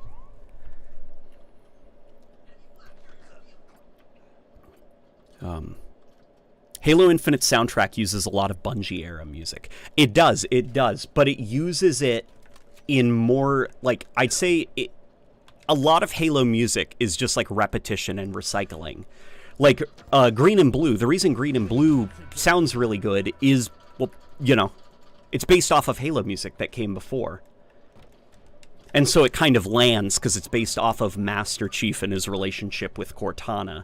Where some of the other stuff just like, it's just like kind of generic sci-fi blandness. It's almost like white noise, where you kind of forget that it exists there.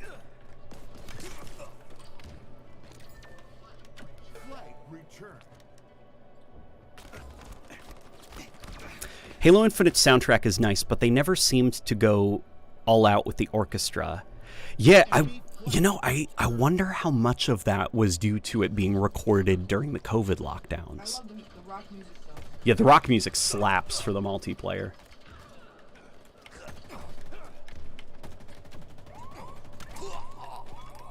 There we go, I'm returning the flag. I feel like Infinite's music is super safe and kind of tame. See, I never got... It gives the MCR vibe. It gives...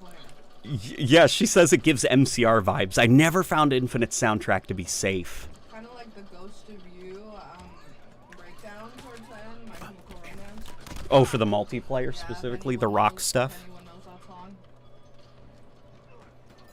Flag return.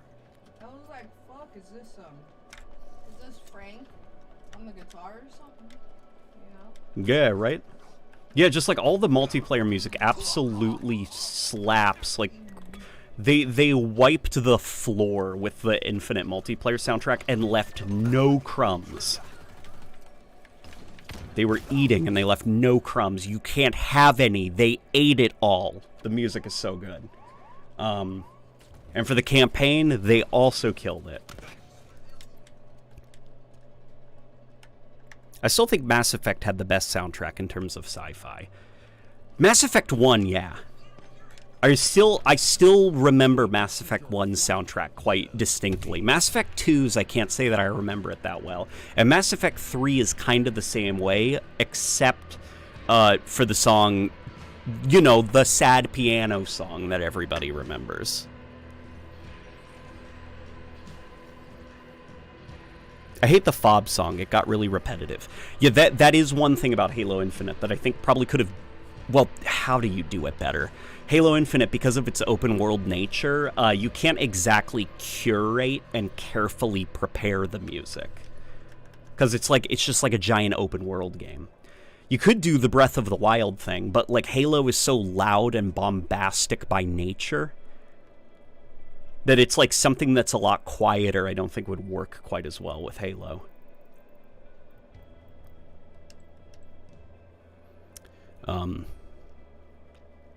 But the campaign score felt sort of like, let's use this one motif from Halo 3 and just use it over and over and over again.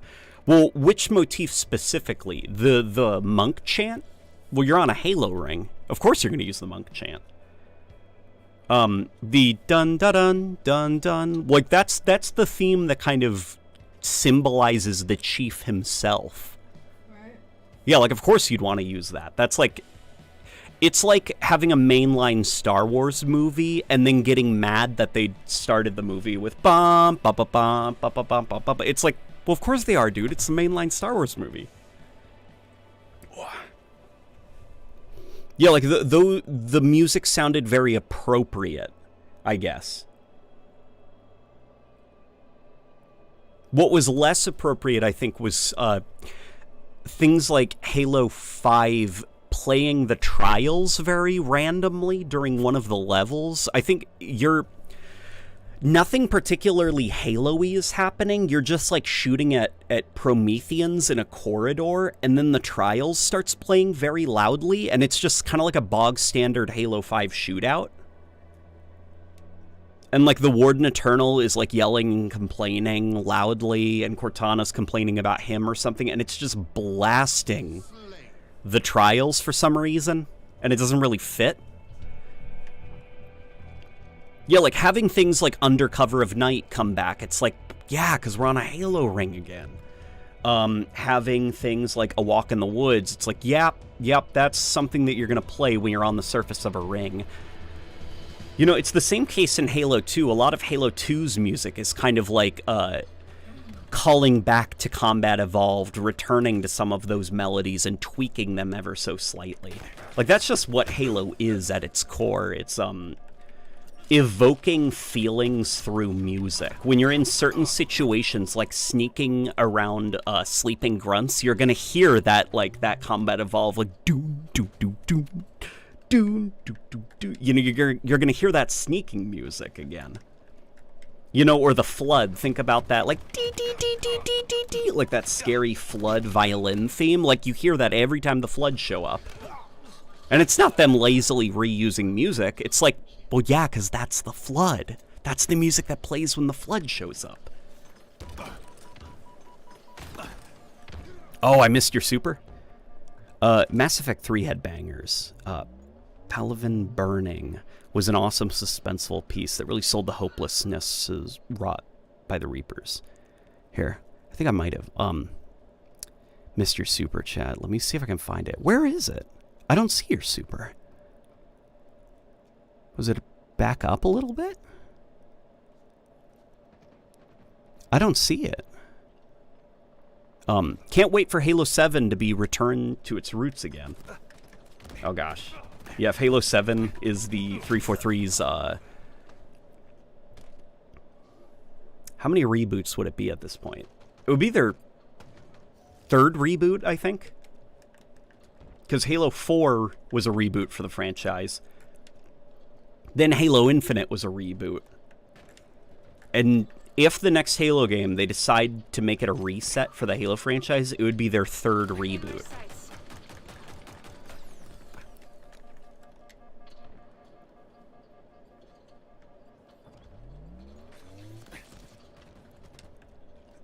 Yeah, it is perfectly okay to recycle music if you're using it for a very specific reason or evoking a specific emotion.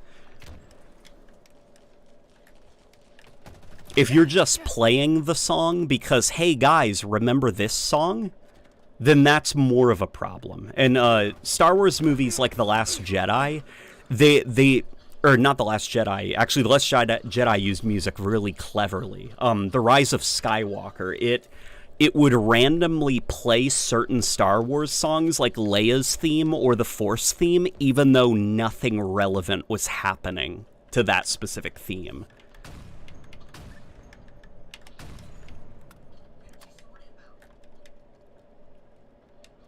Are you Norwegian? You look like the chess grandmaster, Magnus Carlsen. Well, that's an awesome name. First off, Magnus Carlsen. No, I'm not Norwegian. I'm Ukrainian.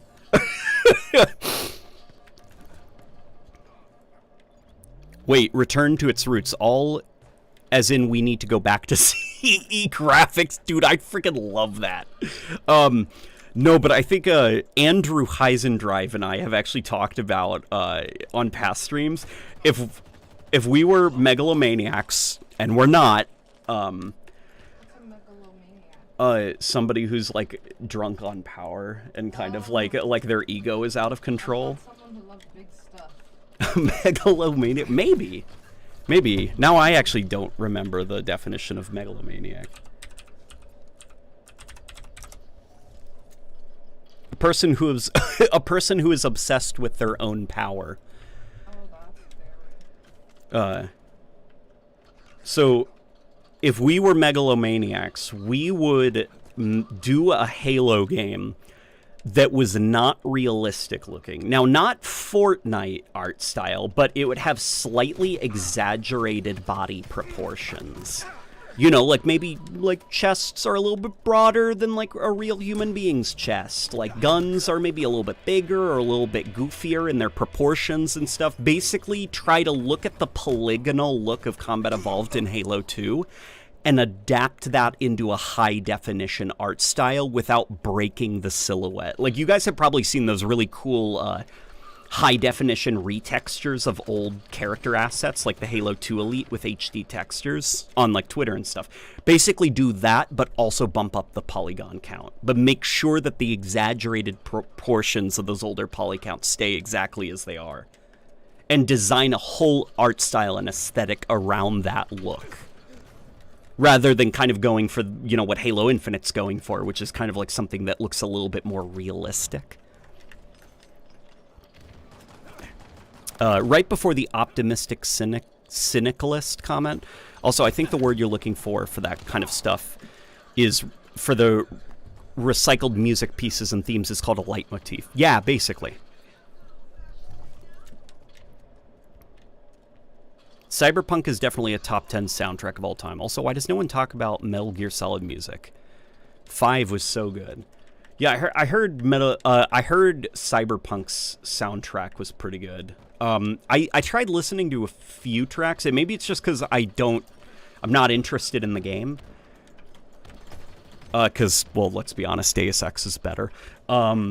But Release Adam Jensen. yeah, Adam Jensen needs to be freed from the prison he's in. He did not ask for this, and neither did we. But also, just because I guess, like, after, like, Doom, like, the kind of, like, crazy, aggressive, like, electronic-y, distorted, like, I don't know, maybe it's just, like, Cyberpunk's soundtrack didn't stay in my head, I guess. Oh my god, feel how hot my face is. Baby, I can see it. You look red right now. And that's with the Tylenol, so your temperature is probably a little bit higher. I think Cyberpunk 2077 is actually kind of lame with a few exceptions. Yeah, it's set in a cyberpunk setting, and it tells the most boring story it can with that setting. Like, it is like the most surface level, like, 5th grader can understand this, corporations are bad. You're gonna make people mad. Yeah, I know people are mad, but all I'll say is just play Deus Ex. Play Deus Ex. That's a good cyberpunk story. Really good cyberpunk story. There's a reason that, like, people still quote the opening of Deus Ex 1, the original. And it's because that was, like, really, really good cyberpunk.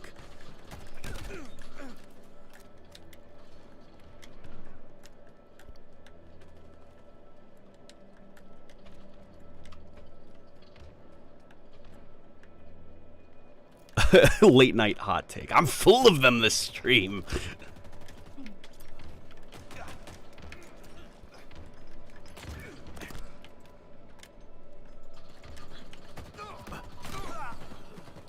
Phantom Liberty was fire though. Phantom Liberty looked good. I don't care about Cyberpunk, unfortunately. Cyberpunk 2077. I think I've described it before of, like, it just kind of looked like a watered down Grand Theft Auto 5. I guess like it looked like a crime sandbox game, you know? But it just kind of looked like the world simulation was done a little bit more impressively in Grand Theft Auto 5 and especially Red Dead Redemption 2. So I guess I'm just, like, not interested in trying that out because it's like, man, I've already got Red Dead 2. Oh, yeah. Want to do some squad battle? Or you got to go lay down? Okay, baby.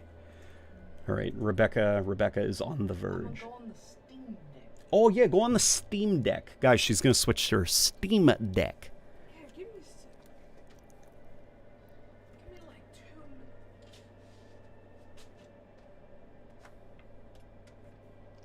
minutes. What about Blade Runner's take on Cyberpunk? Blade Runner is another good example of, like, a solid Cyberpunk story.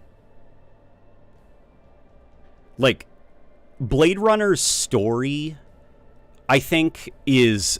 Some of the themes of it are, like, a little bit like, get it? The human is more machine than the actual machine.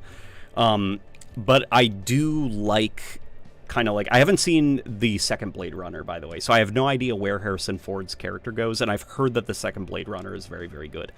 But it was very interesting in that, like, what this guy went through taught him to kind of, like, actually life is pretty valuable, and you should probably fight for it, not just kind of sleepwalk through life, you know, because you never know when your life is actually going to end.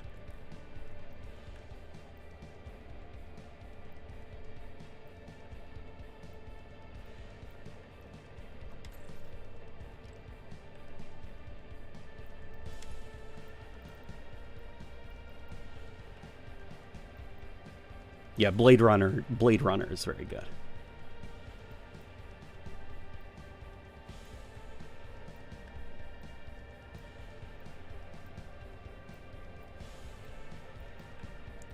What would be a good shoulder? Waiting for the lovely wife to get onto her Steam Deck. Because she's starting to really not feel well, but she really wants to play Halo. Yeah, pretty much what was done with Quake 1 and 2 remastered models. Same overall silhouette and design, just with bumped up poly counts and texture fidelity. See, not even quite that. Like, I'm thinking go even further with it, like the environments and everything. Like, you want... Like, Quake definitely still feels kind of like new models pasted over an old game. I'm saying, like, rebuild everything.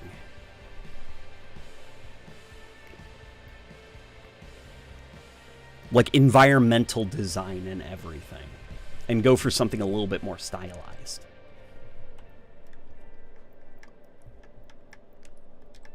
Let's see what kind of chess pieces. No chess pieces. Is it because they're all going to be in the store? I really hope not. Now, let's be a member of Blue Team.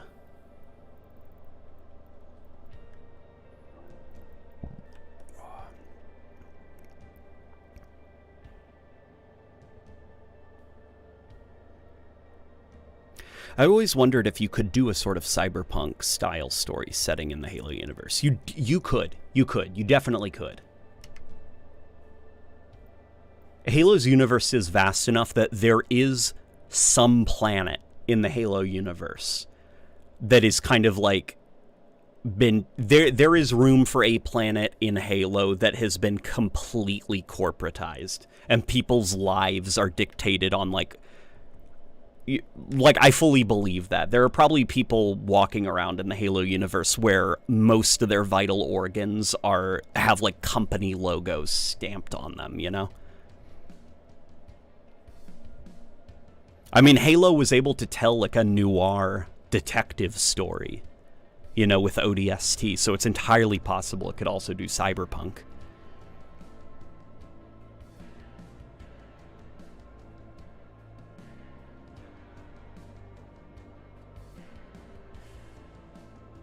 No, some are in the store, others are in the Battle Pass. Oh! Okay, so they're just not previewed for some reason. That's odd.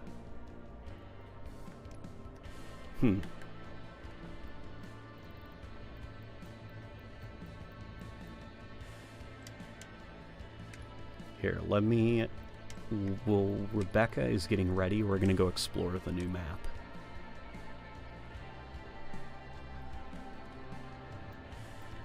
If you only have it in you to watch, honey, that's okay. Yes, if you only have it in you to watch, that's okay. I can grind the battle pass for you, okay? I love you, honey. You just rest. Where's Illusion? There it is. Okay.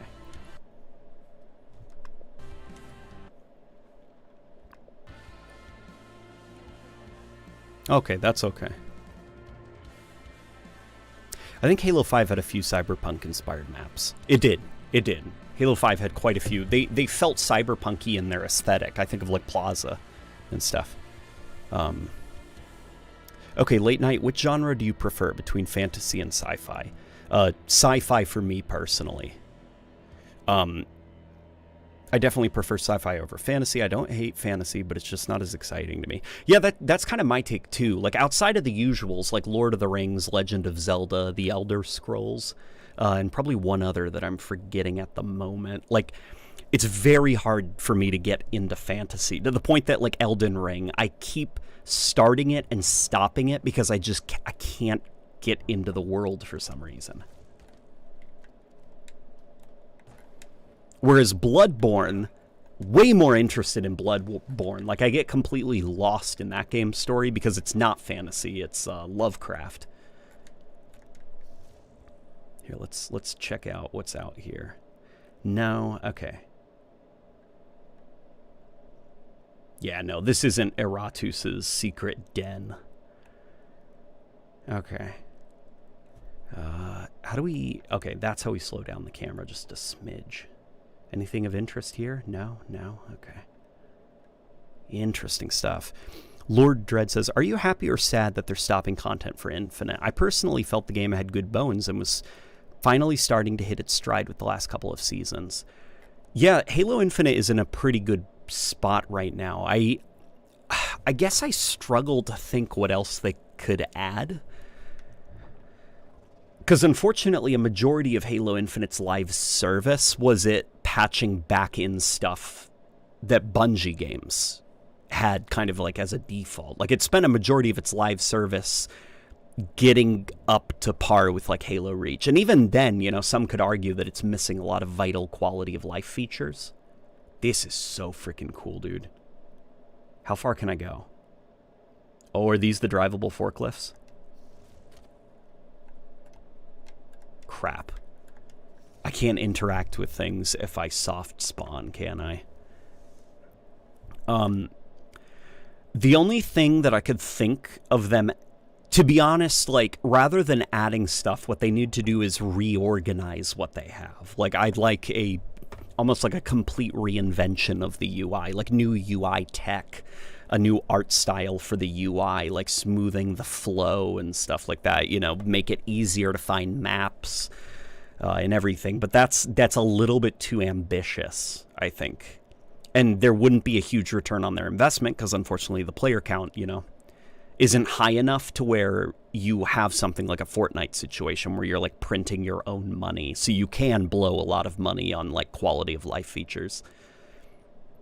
And as for, like, new features and stuff, well, they could add, like, sandbox items. I'd love to see, like, the classic shotgun brought back, the plasma rifle brought back, and stuff. And I personally would love to see every single Halo weapon in the series in this game with the balancing kept exactly as is. So, like, if you picked up, say, the Halo 2 battle rifle, it would be tweaked in a way where it feels exactly like it did, or as close to exactly as Halo 2's, you know, battle rifle.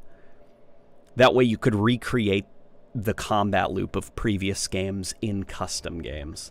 But they don't have the resources to do that now. It seems like all they really have the money and resources for are cosmetics, because that's the thing that's right now keeping the lights on.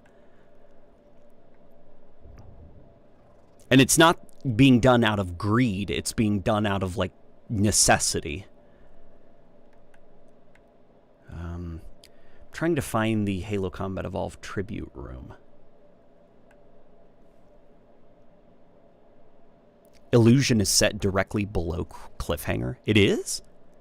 That's cool. That's actually really cool.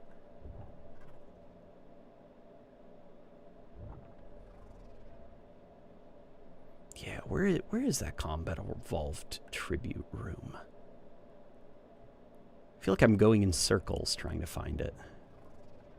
Here it is. Okay, let's take a look. Okay, yeah, that... Oh my god, look at this. Guys, that's the classic Xbox. That's crazy. And they got a 360 as well. Hang on. Dude, that's the white Xbox 360. That's the classic Xbox. Please tell me that there's got to be a high-definition version of these somewhere. Okay. And then we go over to the... Dude. Look at that. That is so cool. It's the Xbox 360 controller. That is so freaking cool, man. The 360 controller is still my favorite iteration of the Xbox controller. Yep, it says in the production notes. They do have high quality versions of these. Are you talking about the Cliffhanger aspect? Is the Xbox One inside of the box? No. No, I don't think so.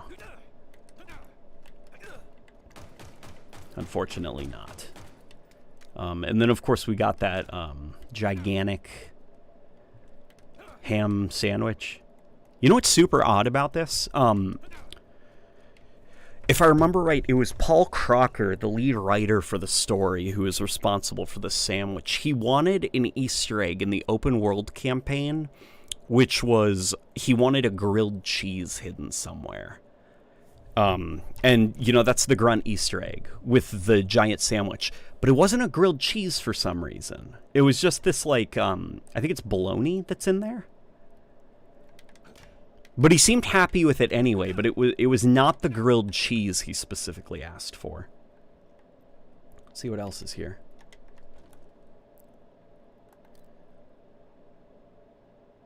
By the sport of a live Jumong? What? Finding Hugh? What is this? Back by the sport of a winner of CA and huh? What does that say? CA Becca Film Festival?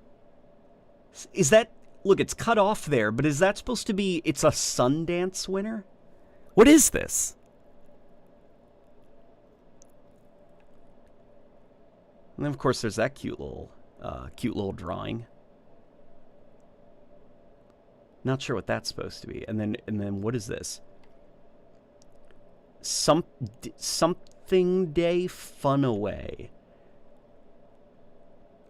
Arnivory. Is it like... What is it? What is that? Oh my god, I want to move some of these decals. Does it say carnivory? And then it says something you stop the nation...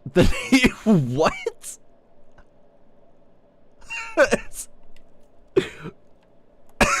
Are these decals you can find in Forge? What are these? What are these fake movies in the Halo universe?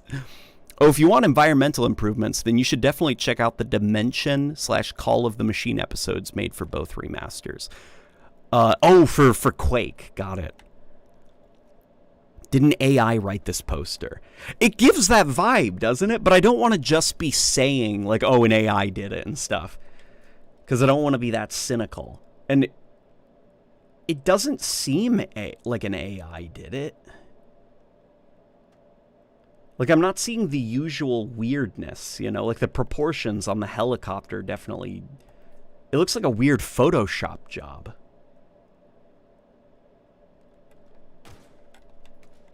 Here, let's see.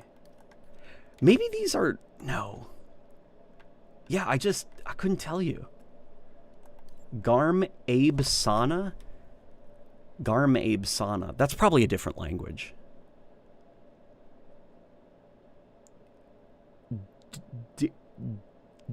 Dower? Does it say Dower, Dinner, Diner? What does that say?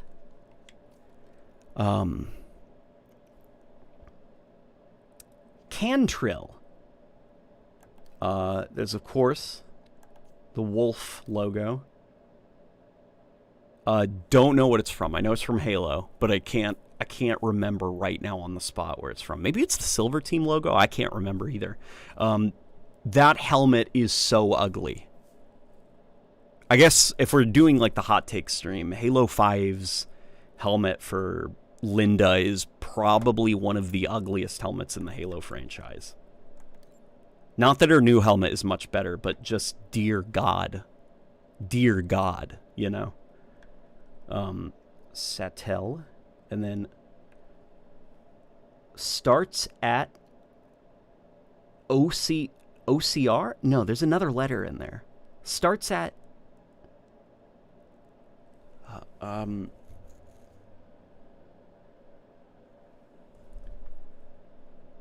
Dr. C. Fong?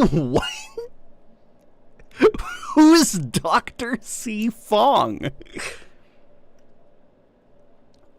Right side first met 27/3/6. Oh, gotcha. The 27th month, the third day, the 6th year. Okay. Cascade. Healthy survey. What? And then a camel. And then caution wires overheating. And then there's another Dr. C. Fong. Who is Dr. C. Fong?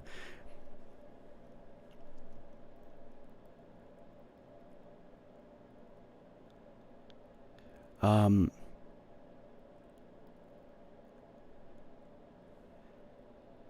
and more. Always fresh.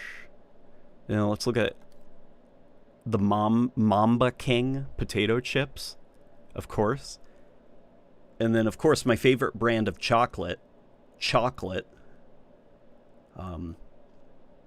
Gosh, I gotta load this up on Rebecca's computer, because her computer can handle Halo Infinite at max settings like a dream, where unfortunately my PC right now, I'm at the point where this GTX 1080 Ti, it's not cutting it anymore. Can't read that. Maybe we can go into monitor mode and get a little bit closer. Okay, that just makes things look more pixelated, and then I can't. Ice Mint. Okay. Alright, I got it. 10 credit shop. Oh my god, look, there's a controller stuck in this broken TV. Someone got so mad at the game that they threw their controller at this TV and broke it. No glass shattering on the floor, but that's funny. Hey, and then they got a poster for Halo Wars 2. Oh my god, 343 has this in their studio, this exact poster, like a gigantic one. I think it's in their cafeteria, if I remember. That's cool. And then what is it? What the fuck?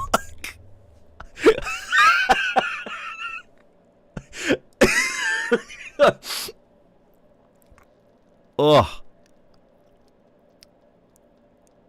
Oh my god. Some of these notes are actual 343 notes passed to each other. They've got to be. They've got to be like inside jokes.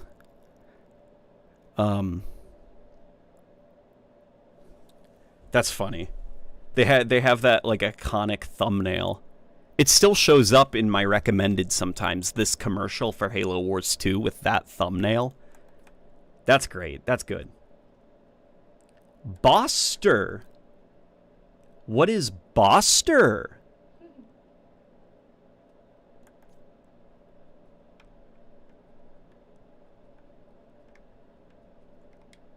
What else is here? This is so freaking cool, man. That is cool. That they're playing Halo Combat Evolved on an original Xbox in this little room that's tucked away. Okay, I think we might have seen all we have to see. I'm really curious about these like fake movie posters though. Finding Hugh.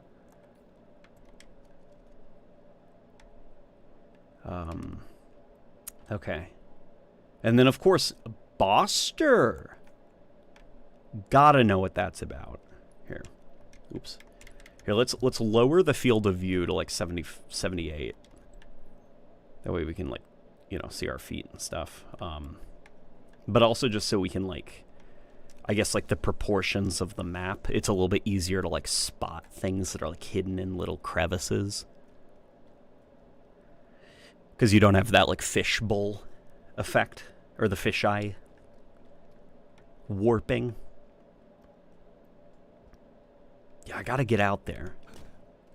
Because I'm willing to bet that those things are drivable. Why did you sound like Yoda when you said Boster? I wasn't trying to sound like Yoda. It's just a thing Rebecca and I do. I wonder if this map has any ray trace sun shadows anywhere. Probably not. I bet the only source would... No, that's probably not even like a real thing, you know? All the Oni name tags are of 343 employees. Are they? So 343 has a guy who works for them whose last name is Boster. Fix this, please. Ned, get engineer to fix port F20C ASAP. Try replacing it with a K24A. Disconnected. Danger. And then this was smudged out. Oh, so it looks like just like the engineer didn't fix this. Like, and they're all, like, nobody fixed it, so they're all, like, blaming each other, and they're just leaving sticky notes, and eventually the overshield overloaded and, like, broke. Okay, let's go in there and actually take a look. Oof. Oh, no! Well, I'm dead.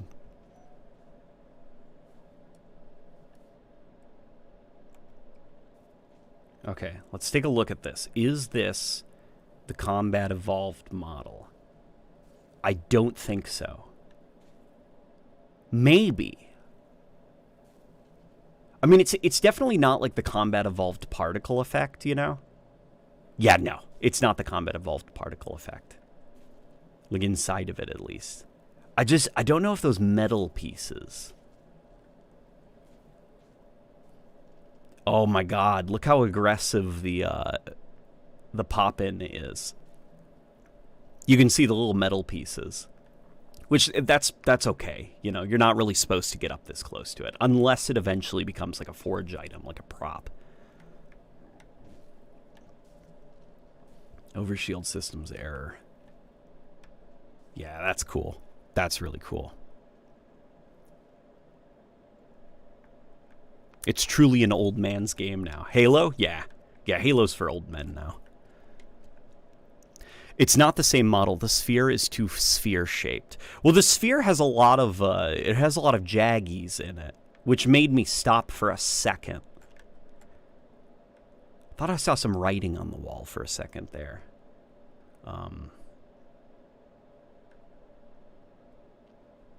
God. Dude, Halo Infinite gets it. Like, so much of this is correct, you know? It's a shame how the game launched and how long it took for the game to kind of get itself up off the ground. Because this stuff rocks. Look, literally, rocks. Rocks. Yeah. The wife just said Halo fucks. Okay.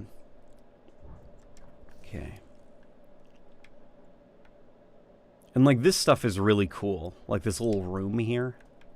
This is, like, that creative stuff that makes sure that each map kind of has its own, like, identity. Let's check out the active camo. Yeah, see, the active camo is working just fine. It's powering up the center of the room. That is so cool, man. Like, the power-ups for the classic Halo games, I want, like, little versions of them for my desk, you know? That's the kind of merch that I wish 343 made, like little paperweights or little keychains of, like, the classic Halo power-ups. And even just, like, for some of their props, you know, like the new, like, pocket overshield and stuff in the new pocket. It's a shame that it's just kind of like a generic, like, clamp thing. Because Halo has so many, like, just iconic... Like, we know what that is. We remember it from Halo 1. And if you were to make, like, a real prop of that, I'd buy one.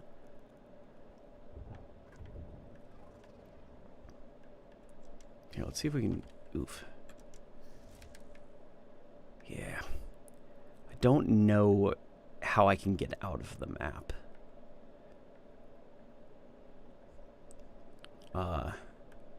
Because when you properly spawn like this, so you can interact with things, like you activate the map, essentially, you know. You spawn at one of the well, I guess I could set a spawn point out on the map, and we could try that here.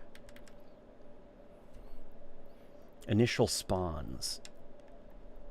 Delete. Delete.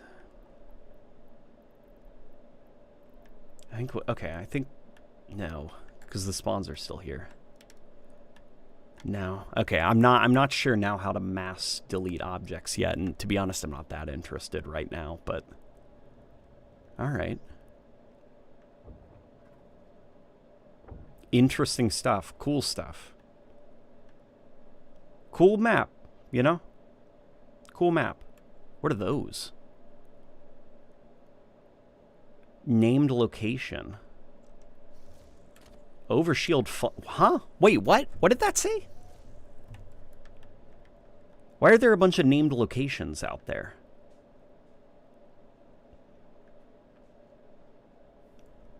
Okay. Interesting. All right.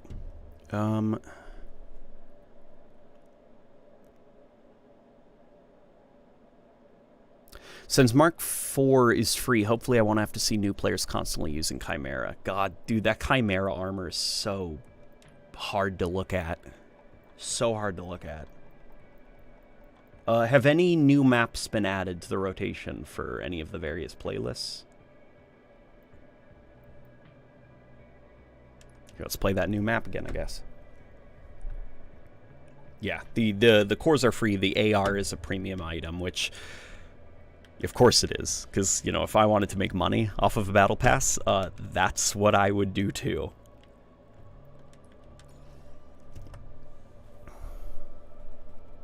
A Halo 1 active camo nightlight would go so hard. It would. It would go hard.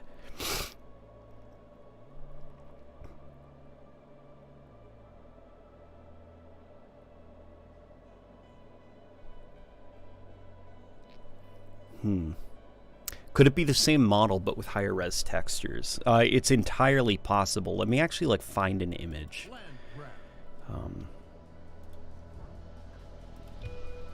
Halo CE active camo. Let me see if I can find like a really high resolution.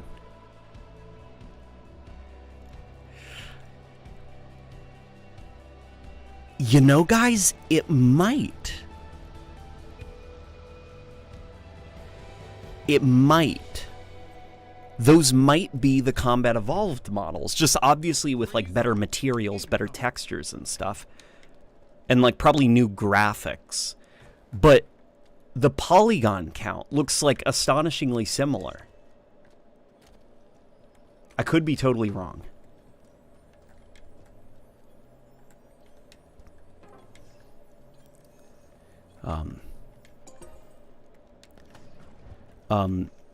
Hey, Late Night, what was it about Halo that drew you to the series? For me, it was Halo 2. I was 7 when it came out, so I remember playing with friends and having my mind blown. So what drew me to the Halo series was I didn't play a lot of shooters. And when I was a kid, I really liked Aliens. I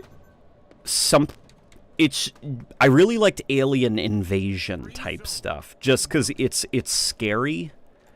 The idea of, like, beings from another world and another planet, like, just invading and killing humans, like, that scared me as a kid. Or not scared me, but it fascinated me deeply. And I really liked watching alien invasion movies. I thought that they were very scary when I was super, super young, like Signs and stuff. But Halo, what's kind of interesting is, okay, so it's like aliens. Also, the music played a huge part in it, because growing up in a supremely, some might even say, toxically religious household, Orthodox Christian, you know, chanting, like, religious hymns and stuff, like, those are sounds that I heard every weekend.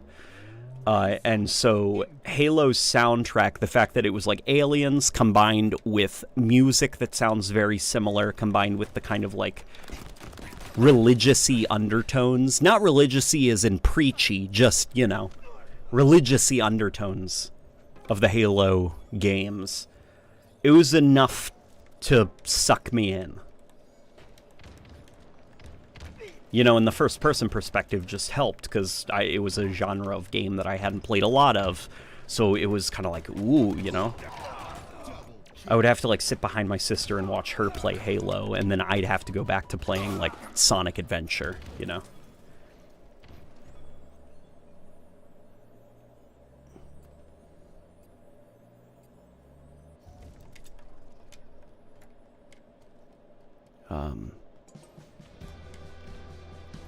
What's your favorite iteration of Firefight? Definitely my favorite iteration is ODST's Firefight.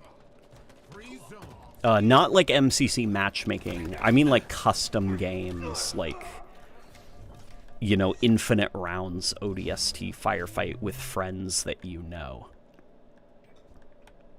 That's my favorite iteration of firefight. I think the best iteration of firefight so far has been Halo Infinite, just because of the modularity of it. Before Halo Infinite, it was Halo Reach.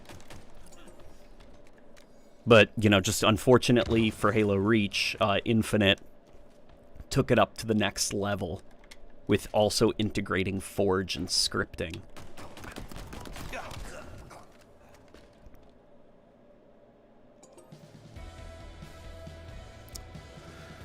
Hear me out. Overshield plasma globe. That would be pretty dope. I'd like that quite a bit. Do you think that the Flood could come back someday as an enemy? It seems like 343 keeps throwing away those legacy things, adding new boring enemy factions. There was a level designer, actually, who worked on Halo Infinite that said to me that there were a lot of, like, people in higher-up positions who, you know, they don't work at 343 anymore, but they did not like the Flood because they thought that they were boring enemies to design combat around, because their ultimate strategy is to just, you know, at the end of the day, they run at you. Like, they're melee enemies. And they thought that they were just, like, boring zombies, which he and I both were in agreement that it's like, what are you... Huh? What are you talking about? The Flood are more than just zombies. And if you wanted to, you absolutely could design very fun combat situations with them, as, like, you know, the Halo games have demonstrated. Not that the Flood have always been fun to fight, but there are enough really good Flood levels, like 343 Guilty Spark, Floodgate, and stuff that have demonstrated that the Flood can actually be fun to fight. Should Halo have bosses? If I was in charge of Halo, I would not have bosses. But as Halo exists right now, Halo Infinite's bosses are pretty fun. Like, they're pretty good. What helps also is just, like, the characterization, I guess. And the animation quality. And that it doesn't feel like they're arbitrarily difficult to kill. Like, it usually makes sense. Like, if it's an elite, they have a very strong shield. But once that shield's down, all it takes is a headshot. For a brute, it's like you can see the sparks coming off the armor, and then the armor breaks, and a little bit more of the brute is vulnerable. And it's like, okay, that makes sense. I can see why it's taking so long to kill this enemy. It's no model port, but a spot-on remake. Reminds me of a concept where the pocket, overshield, and power-ups were CE boxes activated by crushing them in the user's hand. Yeah, dude, where did that come from? I know what you're talking about. I think I've even seen it visualized. Where the idea is, it's almost like, think of like, you know that animation in Doom 2016 where you get the power-up and you start crushing it, boom! It absorbs into your body. Like, imagine if instead of, like, kind of like the generic device that you slap onto yourself, imagine if it was like you pick up that classic Combat Evolved power-up and you just crush it, boom, and you crush it and it, like, absorbs into your suit. Like, that would be awesome, man. Hey, King, love the channel. Are you optimistic for Halo 7? Yeah, I guess I am. Cautiously optimistic, I should say.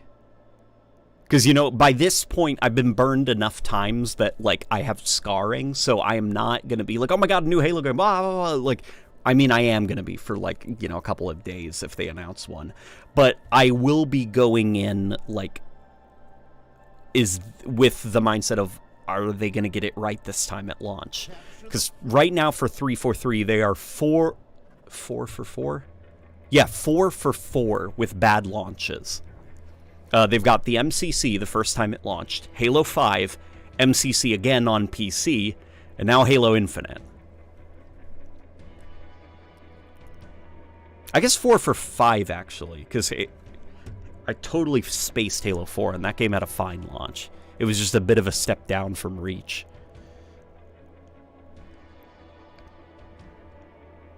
Do you think the Halo 4 beam rifle looks a lot like the Reach focus rifle, more than a proper beam rifle? Yeah, I actually thought that. It feels kind of like the Halo 4 beam rifle. They actually built its model more off of the focus rifle from Reach. It's got that like the vague silhouette of the focus rifle, very vague.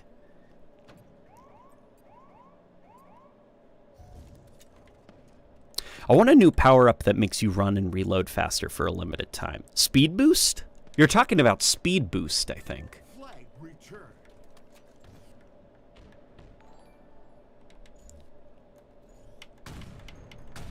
All right.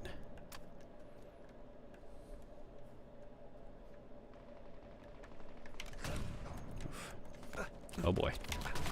Oh boy. Here we go. Close quarters with a Halo sniper. My weakness.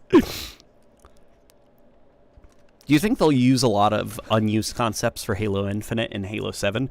That was the vibe that I got from the friend of mine that I spoke to, who was personally gutted because there was a lot of cool stuff that he saw, that he said, which he did not share with me, that he said is basically like, if Halo in another universe, this would have been Halo Infinite live service content. But now it's like, since everyone's moving over to the next project, they're going to save those ideas, those assets and stuff, and use them for the next project.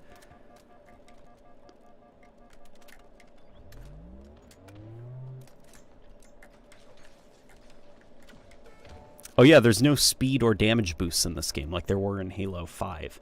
Probably just because there's no loadout system in this game at all, whereas Halo 5 had Warzone. Like, for competitive multiplayer and stuff, like, I guess, like, fair, fun matchmaking and stuff, a speed boost, I'm not sure if that contributes enough to gameplay where it can justify being a position on a map, like a piece of equipment that people fight for. You know, it's like it doesn't contribute enough to the battle.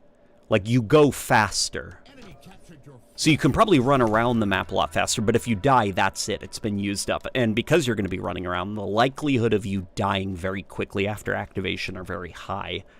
Whereas something with overshields that does actually contribute to combat a little bit more, lets you survive maybe an encounter or two. And as for damage boost, I mean, yeah, you know. That's more like, that's not fun for anybody, except for the guy who has the damage boost.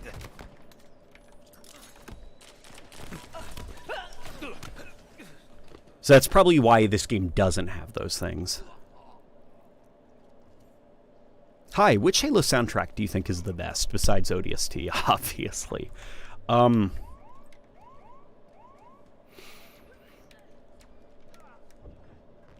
You know, I used to say Halo 3 a lot. Just because Halo 3, I think, rounded itself out with, like, it was kind of like the best hits album. Where it's like, of course I like Halo 3. It had, like, the best versions of all of these classic songs we like. But I've been switching lately quite a bit between Halo 2 and Halo 3. And it's like, for every song in Halo 3 that I really like, there's one in Halo 2 that I really like. And for every song in Halo 2, there's a version in Halo 3. And so it's like, just the editing, because I edit not with, like, the iTunes bot music albums of Halo soundtracks. I edit with the game rips of Halo songs, like the stems and stuff. So I spend a lot of time listening to little quick 10-second loops or snippets or drum loops and stuff that are ripped from the game. And I have grown to really deeply appreciate Halo 2's soundtrack and Halo 3's soundtrack just because of how modularly they were designed. Halo Reach also has a very good soundtrack. Very, very good.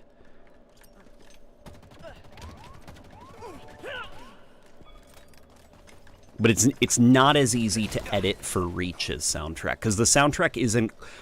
This is going to sound really weird. It's not as varied in tones as Halo 2 and Halo 3, because Halo Reach is a very serious game, so all of the music is mostly very serious. There's a couple of fun songs in Reach, But for the most part, I can't use Reach's soundtrack to orchestrate a whole video during editing, just because it's too serious. There's not a lot of room for, like, fun or whimsy. Whereas in Halo 2 and Halo 3, there are plenty of whimsical tracks, and that if I need something more lighthearted. I think I saw, alongside a playable Elite concept, Spartan slap discs on their armor. Elites crush CE boxes and directly absorb the contained energy. Yeah, yeah. That would actually be very cool. You know, if they do want to keep this idea of, like, the UNSC has, like, reverse engineered the power-up technology from the Covenant, you can have, like, Spartans run over it, and then they just slap, like, the sci-fi disc onto their chest, and it activates it, because it's compatible with their armor. And for the Elites, they just do whatever, like, the Covenant does with those little boxes.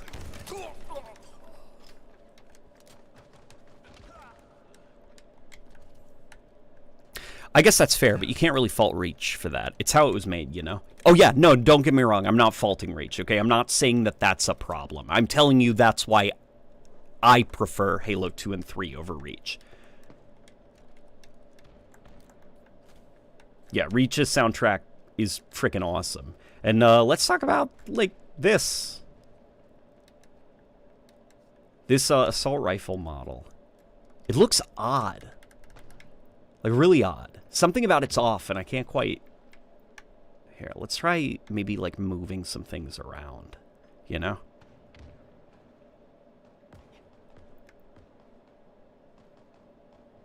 Here, let's try this. Okay. Something about the proportions aren't quite right. You know what? It's the grip. I think the grip at the bottom is too narrow. And I can't fault them for that. That was probably something they had to do because it's gotta fit the animation. The animations of the Infinite Assault Rifle. Because a lot of their animators, if not most of their animation team, was sacked last year. To the point that they can't, like, add new sandbox editions because they don't have anybody available to, like, animate them. Which is kind of why, like, you know, aside from the Bandit Rifle, nothing. So yeah, I guess that makes sense. It looks very tall to me. Well, the Combat Evolved Assault Rifle is very tall. It's extremely tall. I think it's just that it's a very fat gun, and so it's weird to have it be like the top is fat but the bottom is skinny, so that it can fit the Halo Infinite animations.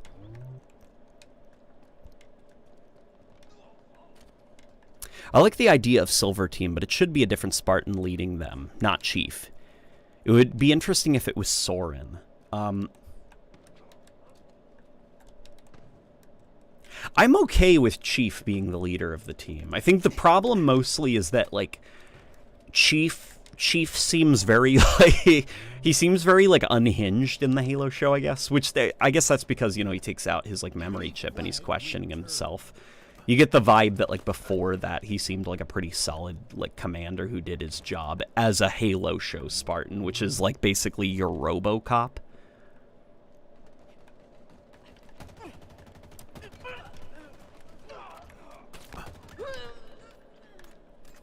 Yeah, I don't know. I guess just, like, Master Chief saying, like, yes, sir, to other Spartans, that doesn't seem right to me, at least.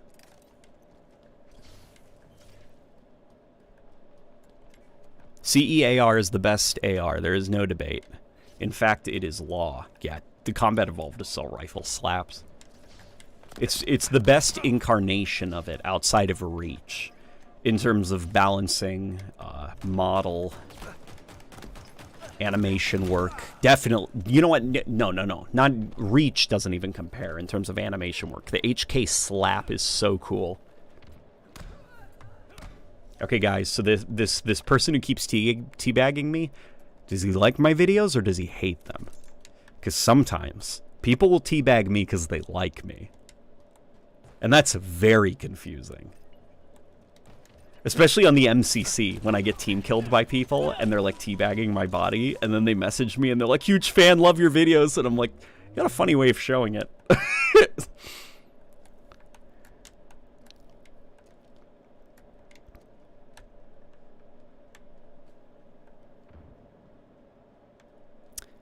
Have you noticed that the classic camo and overshield models on the map and in the store are not CE designs? They're the H2A MP versions. Take that info as you will. Are they?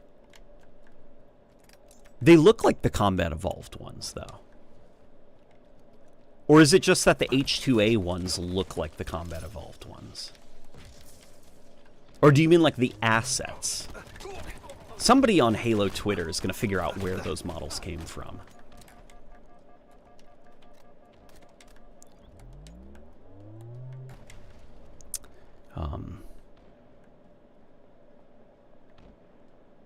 You know, I sometimes think this new AR and Mark IV armor are sometimes leftovers from a scrapped campaign. I can promise you that they were not. So little planning was put into whatever the campaign DLC was going to be that they didn't even know where they wanted it to be or what they were going to do with it.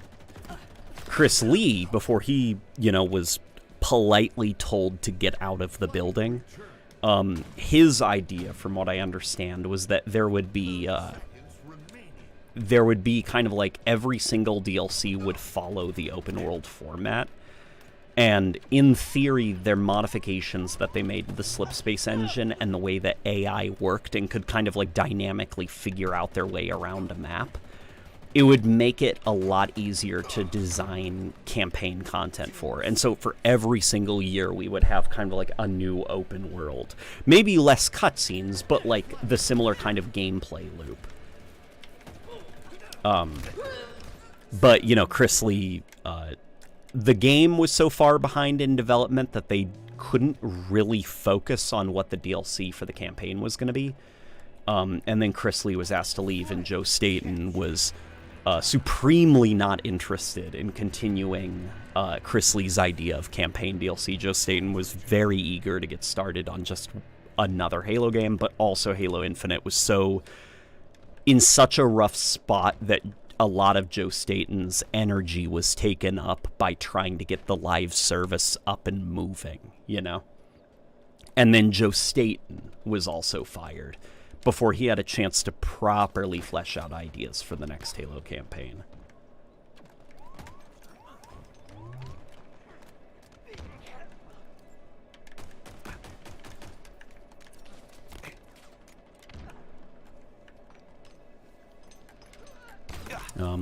I think a cool idea for a power-up is a type of shield that can reflect bullets, kind of like the repulsor.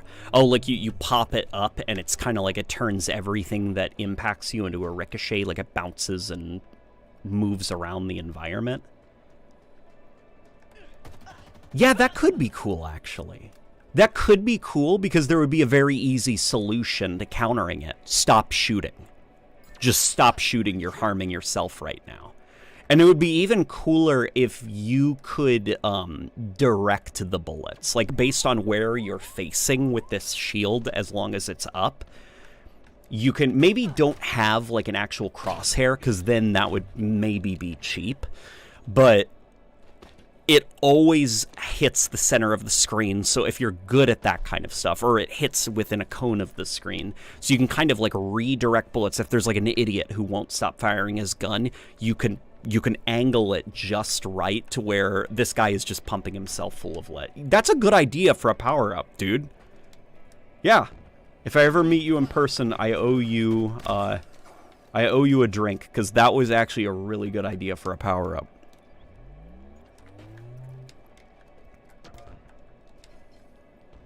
Enemy captured your flag. Defeat. LNG, how would you continue the story with the Endless and the Banished? Asking while we wait for the actual continuation. Okay, so this is just me. This is just how I would do it. What I would do is the next Halo campaign, we're going to set it 5 to 6 years after Halo Infinite. Not so that there's another soft reboot, I'm going to explain how, or why.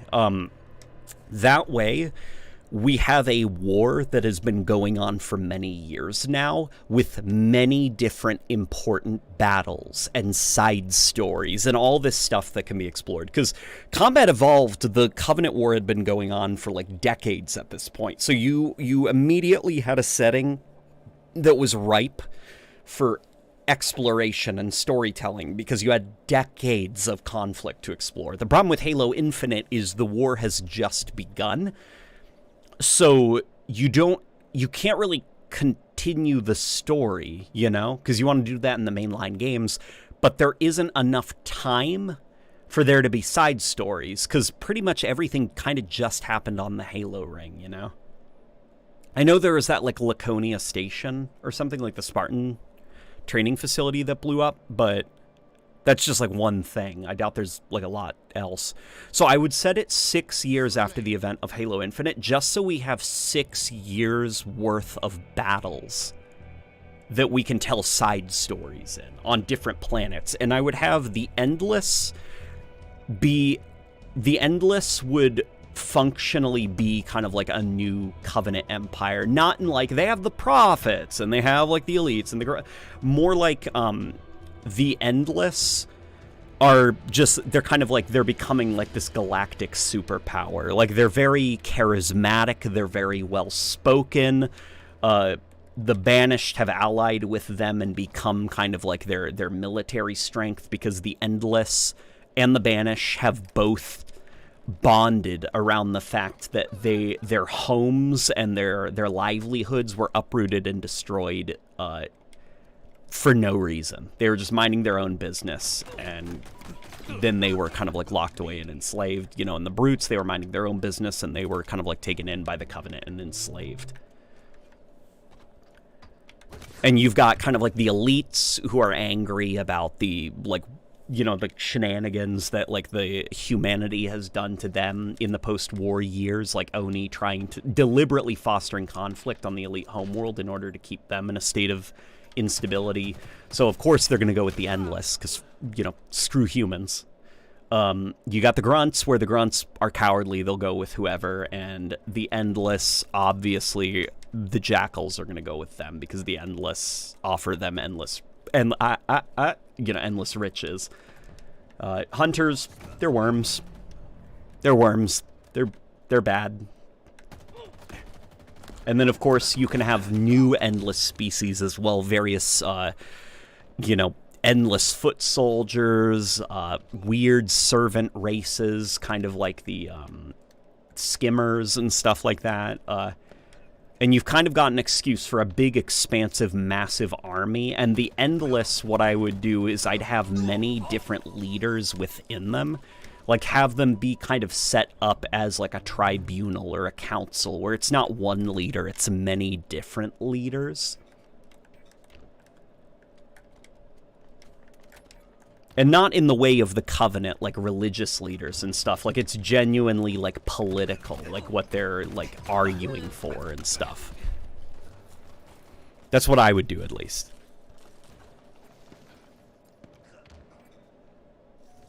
Worms, says Frozen Fire. Is Infinite not a mainline game? Infinite is a mainline game. Hunters and their war poetry are pretty cool. I wish we'd get to hang out with them one day. Yeah, and I'm not sure how you would, like, do, like, the time manipulation stuff. Maybe you could do something like that.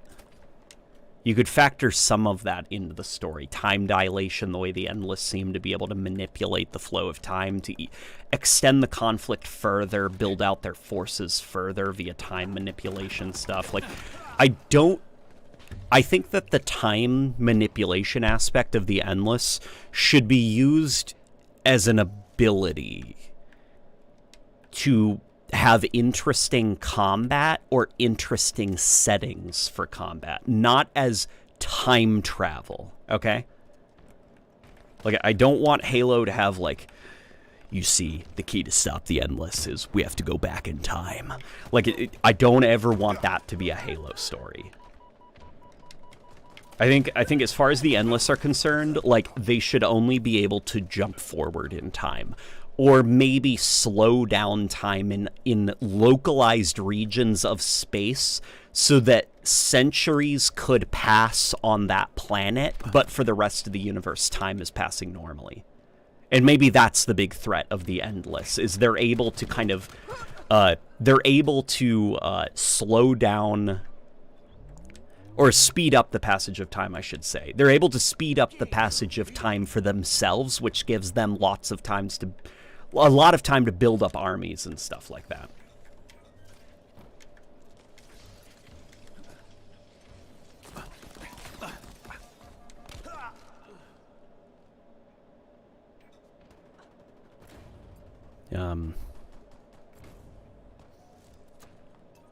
What is the Endless? Is it like a time loop thing, boss? Well, the Endless as a species, it's implied at least that part of the reason that the Halo effect, like the Halo couldn't destroy them, was it was either something about their technology or something about their biology resists, like, time manipulation, I guess, or like they can persist for long periods of time, like basically they're endless, like they can live and survive like crazy things. I mean, obviously they can die to bullets, as Master Chief showed, so it's still a little bit vague. The Halo Encyclopedia says that they have some degree of control over time. And a writer at 343 that I got a chance to speak to ages ago, he said that they internally know what it is about the end. Like, they're not making it up as they go along. Like, they know what the Endless are and what makes them special, but for some reason they're withholding that bit of information from the community until a time when they can use it, you know? Perhaps the Endless could have Tracer's recall ability. Maybe not that. Maybe not that. I don't want teleporting.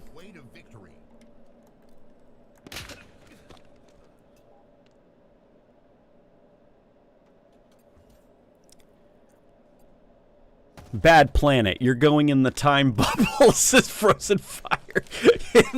Basically, that's the Endless. The threat that the Endless pose is they can, like, trap planets in, like, slowed down time and stuff like that. So the Harbinger is an Endless, right? Yeah, she is a member of the Endless species, or a liaison of sorts. The best way I can describe it is Harbinger is the Endless's equivalent of the Arbiter. Like, she is kind of like given up her identity so she can assume this mantle of Harbinger and speak for the Endless as a species. So what the Endless are like, what their society is like, their politics and everything, we have yet to see that, because who we saw was they basically like the Silver Surfer and Galactus. We met the Silver Surfer. We have yet to meet Galactus.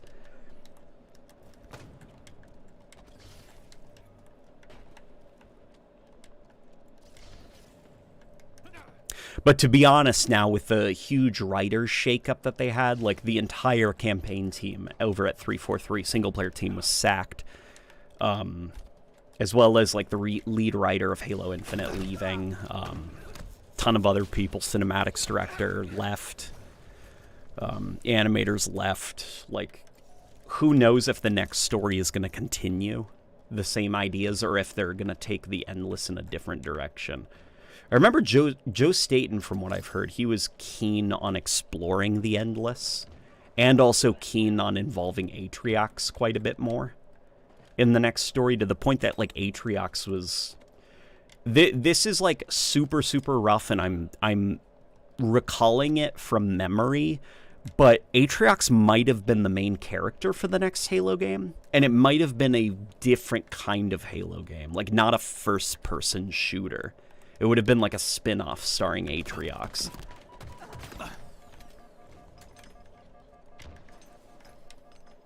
And that's just me, like, saying what I recall from memory, so don't take that as fact, okay?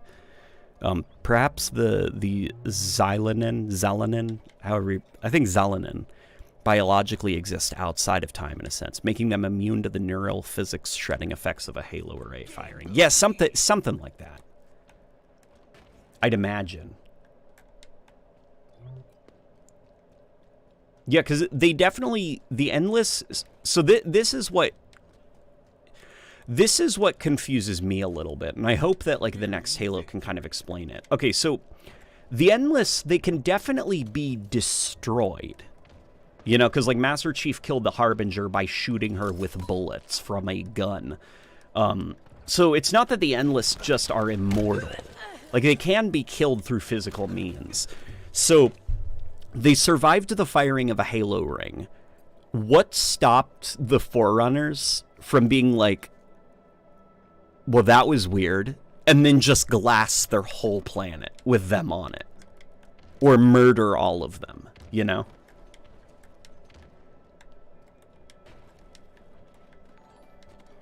And I would love an explanation for that, as to why it couldn't be like, well, what is plan B, you know?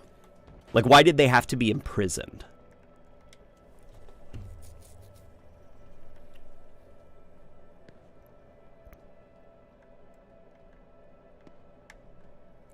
After reading Silentium, I'm convinced that F343 wants to remain cohesive. The Endless need to be connected to the precursors in some capacity. Maybe they're made by the precursors? Like, I don't think the Endless are precursors, because to be honest, I don't think you're going to see the precursors in a mainline Halo game. Just because I think that's like too weird for Halo. It's fine for Halo lore, but for like the driving plot of the mainline Halo game, I don't think you're going to see the precursors ever be a factor. Hey, the guy in the purple car just donated $2. That guy in the purple car, I appreciate it. Really appreciate it. Sorry for sandbagging our game. I forgot to eat most of today. I ate. I feel better. Dude, don't worry about it. I'm sandbagging the game as well.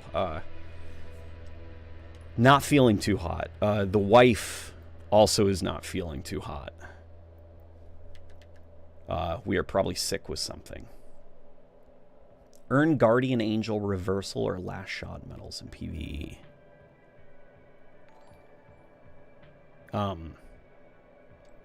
I think my chances of getting those are high in Fiesta.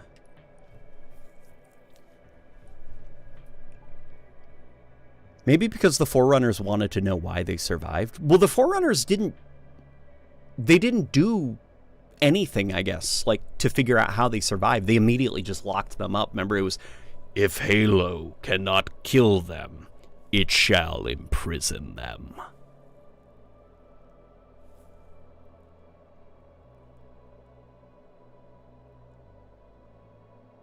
Maybe there's an underlying consequence to killing the Endless that Chief hasn't discovered yet, and that's why the Forerunners didn't exterminate them. Yeah, and I'm sure that there's a reason. I just want to know what it is, you know? And that is a story for the next Halo game to tell. When we finally meet the Endless. What is it about them that makes them, like, hard to kill? And why was imprisoning them the only solution?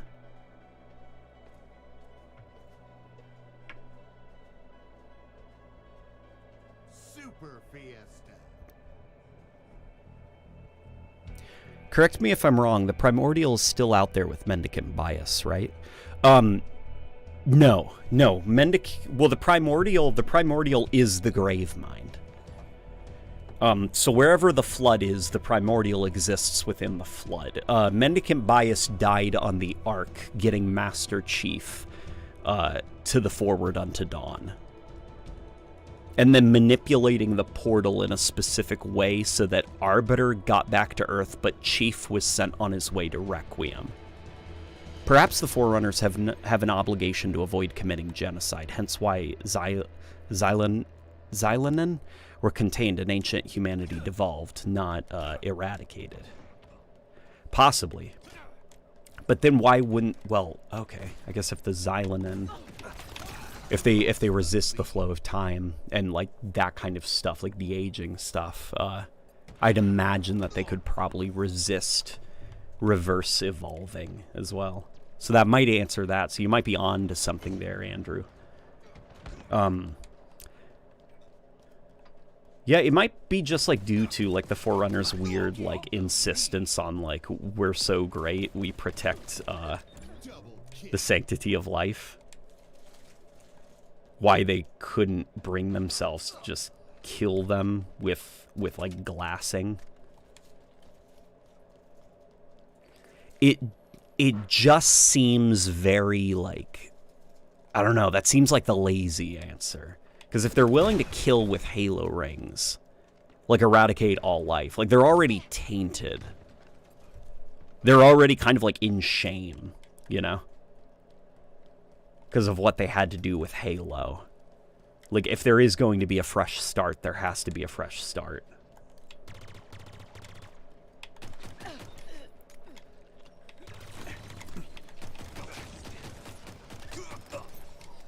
How am I going to get these specific kills? Okay. So the offensive bias is still alive. Isn't that who Atriox activated in the legendary ending? That voiceover that you heard in the legendary ending, that was basically a time you were hearing echoes of the past. You were hearing the conversations that the Forerunners were having about what to do with the Endless. And that conversation was playing over Atriox freeing the Endless. So I don't think Mendicant Bias was going to, like, Atriox is activating Mendicant Bias. What you were hearing basically was at the time that Atriox was freeing the Endless, you were hearing how scared the Forerunners were of the Endless. That they activate offensive bias. So it was kind of like, it is confusing, because it does seem like it's Atriox activating offensive bias, but I think it was just supposed to portray how seriously the Forerunners took the Endless.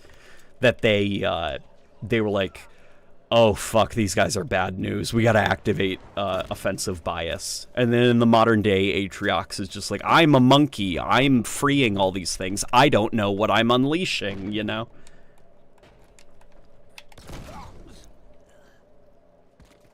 Well, actually, that grimace, that grimace that Atriox had, I think he knew exactly what he was unleashing, and he was doing it because he knew. Like, he wants to make people hurt, basically. Your grimace! She just threw grimace at me. The wife, look, guys, that's grimace.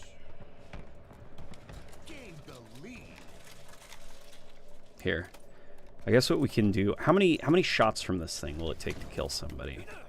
Let's get 3 just for good measure. Okay, 1, 2, come on, damn it. Okay, 1, damn it. Okay, I think I know how I can get this last shot medal. The Donkey Kong theme plays while Atriox unleashes the Endless. Yeah, basically. He wanted to make the Endless part of the DK crew, is what I'm trying to say.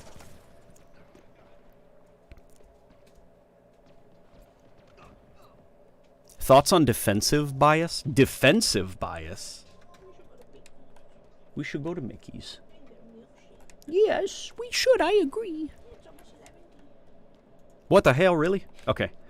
After this match, I am going to call it for the night, guys. I did not know that it's so late. Yeah. No. I have no clue. I have a theory that the Endless are remnants of precursors, ones that they didn't kill. No. I don't think that that's the case. The Endless are deliberately introduced to the Halo story so that they do not have ties to something that came before. The Endless were conceived in the writer's room because basically, like, Halo is at the point where the universe... There's no mystery left in the Halo universe. Like, we know everything about Halo. Like, we've explored, like, every corner of the Halo universe. So they wanted to come up with a mystery that Halo fans did not know the answer to. which the Endless are. We don't know what the Endless are. And if the answer was, oh, it was the precursors all along, well, that's, you know, that's the end of that. They eradicated all life, but still reseeded as many species as they could. Xylanen's survival could have introduced unintended complications. Well, that was the idea, I guess, was they did not want the Endless there because the Endless would have got the last shot. Okay, the Endless would have thrown a monkey wrench into their plans of like the universe or the galaxy being reset, because the Endless essentially have a head start on the rest of the Milky Way's species by surviving the firing of Halo. So the Endless had to be kind of like, if not killed, contained. And what I'm confused, I guess, about is, well, yeah, I guess it would not. The Forerunners didn't even know that the Endless existed. So they activated the Halo ring thinking that it was going to kill everybody, with full intentions of resetting everything. But then the Endless were there. I don't know, I guess why not also reseed the Endless? Like, kill all their species, take some DNA samples, and then reseed them, you know?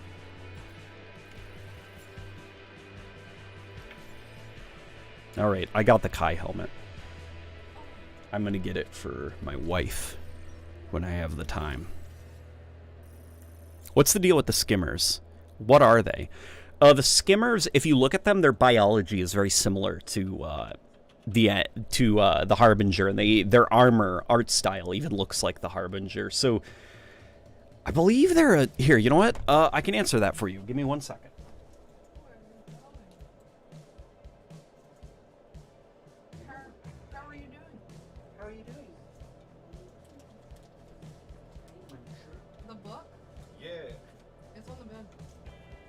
Alright. Oh, you guys want to know what the Endless are? I have, it's LNG story time. Here, let's flip to the page. Okay. The Harbinger is a member of the Endless. She was a part of the species' ruling class and a member of the delegation sent to meet the Forerunner representatives on Zeta Halo. Having inexplicably survived the effects of Halo's cleansing blast, the Endless were deemed too dangerous to leave unchecked and were imprisoned within the depths of the ring, partitioned off from the rest of the galaxy. During the Banished's occupation of Zeta Halo, the Harbinger was released from her imprisonment, resulting in a tenuous alliance with the mercenary faction in hopes of setting free the remainder of her kind. Working with the war chief Escherum, she infiltrated the conservatory, capturing the Monitor and extracting the Monitor's encephalon core. Just call it something normal. Stop with these like ridiculous sci-fi names. Okay. With the aid of an allied artificial intelligence, the Spartan was successfully defeating... Wait. Oh, with the aid of an allied artificial intelligence, the Spartan successfully defeated the Harbinger. However, her plans had already been set in motion, though to what extent that is still unknown. Okay, now let's go over to the Skimmers, and let's figure out what those little guys are. Guys, this Halo encyclopedia is cool. Like, really, really cool. Like, don't sleep on it, okay? Yeah, also, just don't sleep. Like, stay awake. Where are they? Where are the Endless? What page are they on?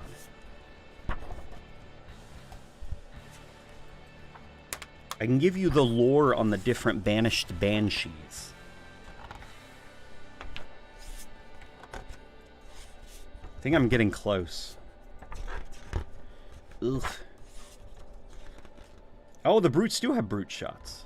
Or the banished do, at least. Yeah, that's right. Here we go. Maybe.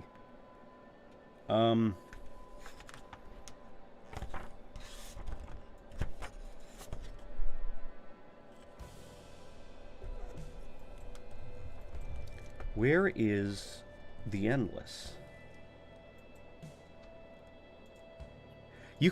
Yeah, I don't know what page they're on. They're not on the page for the Banished. Maybe they're in the page for Forerunners.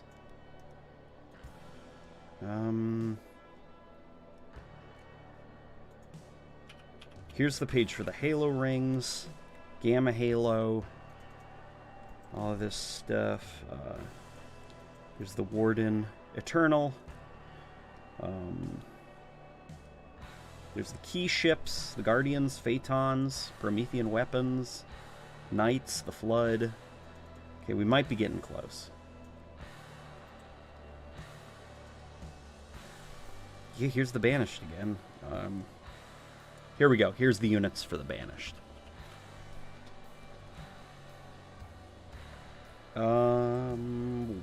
There they are. Here we go. Okay. Skimmers. Incredibly little is known about the Skimmers. Believed to have been released from captivity within Zeta Halo, the Skimmers are small in size and number, yet they have proven astonishingly useful as combat augmenting elements within Banished ranks.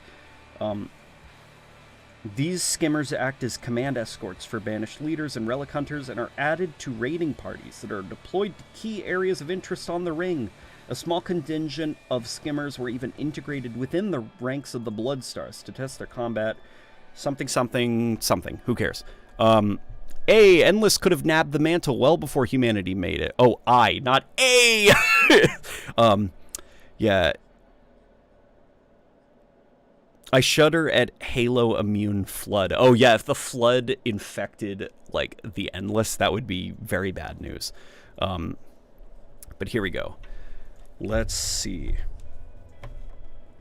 Their physiology. Skimmers are swift, diminutive creatures with truncated, tiny frames and quick reflexes. They have 2 small arms and 4 legs, but are rarely ever seen walking with these legs. Most are covered almost fully in armor, which has proven surprisingly resilient, augmenting their already remarkable strength and frenzied speed.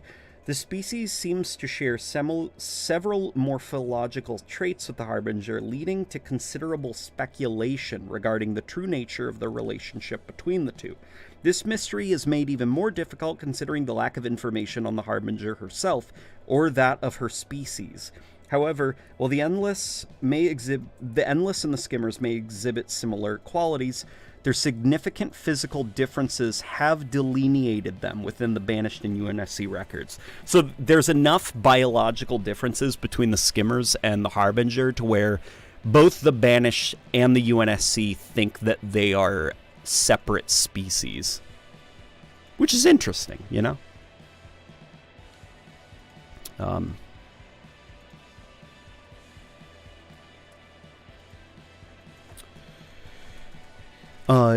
Quick question, was the Didact a Forerunner or some other species that allied with Forerunners? Because in the art, the Forerunners look quite like humans. The reason the Didact looks the way he does in Halo 4 is because he experimented on himself to try to make himself immune to the Flood, and all he did was like really he took an egg beater to his genetic code and totally scrambled up his biology to the point that he's like almost unrecognizable as a Forerunner, which, you know, in typical, like, I guess 343 fashion is kind of needlessly convoluted, but that's why he looks so odd. Can you say hi to Rebecca for us? I can. She's right here. Hello. Hi. They say hi. Hello, super. Hello, a random Super. Hello. Did you hear that? She called you out specifically. Hello. Here, what else do you guys want to know? Show them the pictures. Oh, you guys want to see the pictures? There's the Endless Skimmer ranks right there. There's like various pictures of them in-game screenshots. Guys, this book is so freaking cool. Seriously, the Insanelopedia, the Halo encyclopedia is absolutely worth it.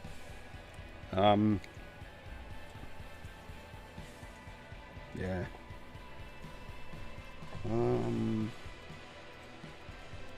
Yeah, that's about it on the Endless. Still isn't a lot to know. There's some weird spookiness at the back of the book, because I guess this whole book is supposed to be like in lore or in universe.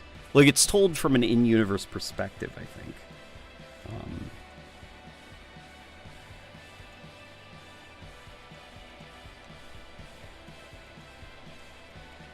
It's like a group of people are talking and discussing the Halo universe and everything that's transpired. And at the end of the book, it says these two entities, there's two symbols. It reminds me quite a bit, actually, of Halo 3's terminals.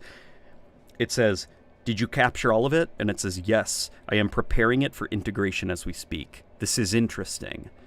And then the first person says, "Why do you say that?" To which the second person says, "The emergence of this reclaimer after all this time."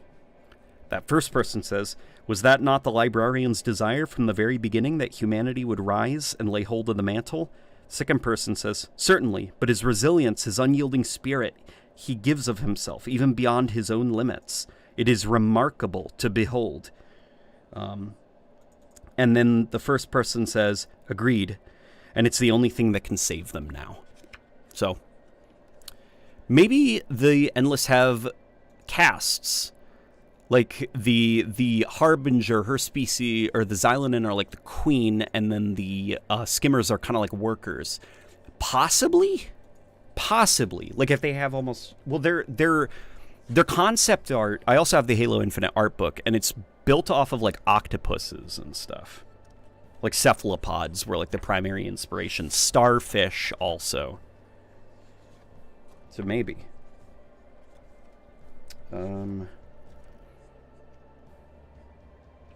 LNG, what's your favorite food? Oh, man. Popcorn, grapes, pizza, pupusas,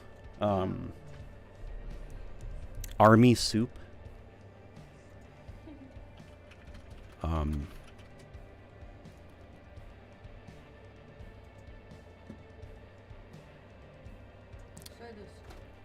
Say this.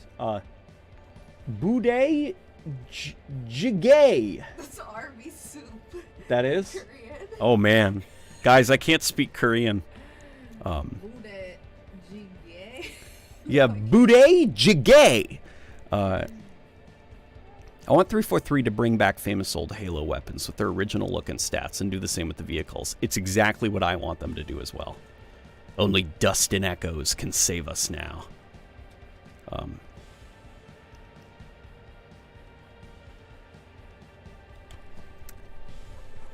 Yeah.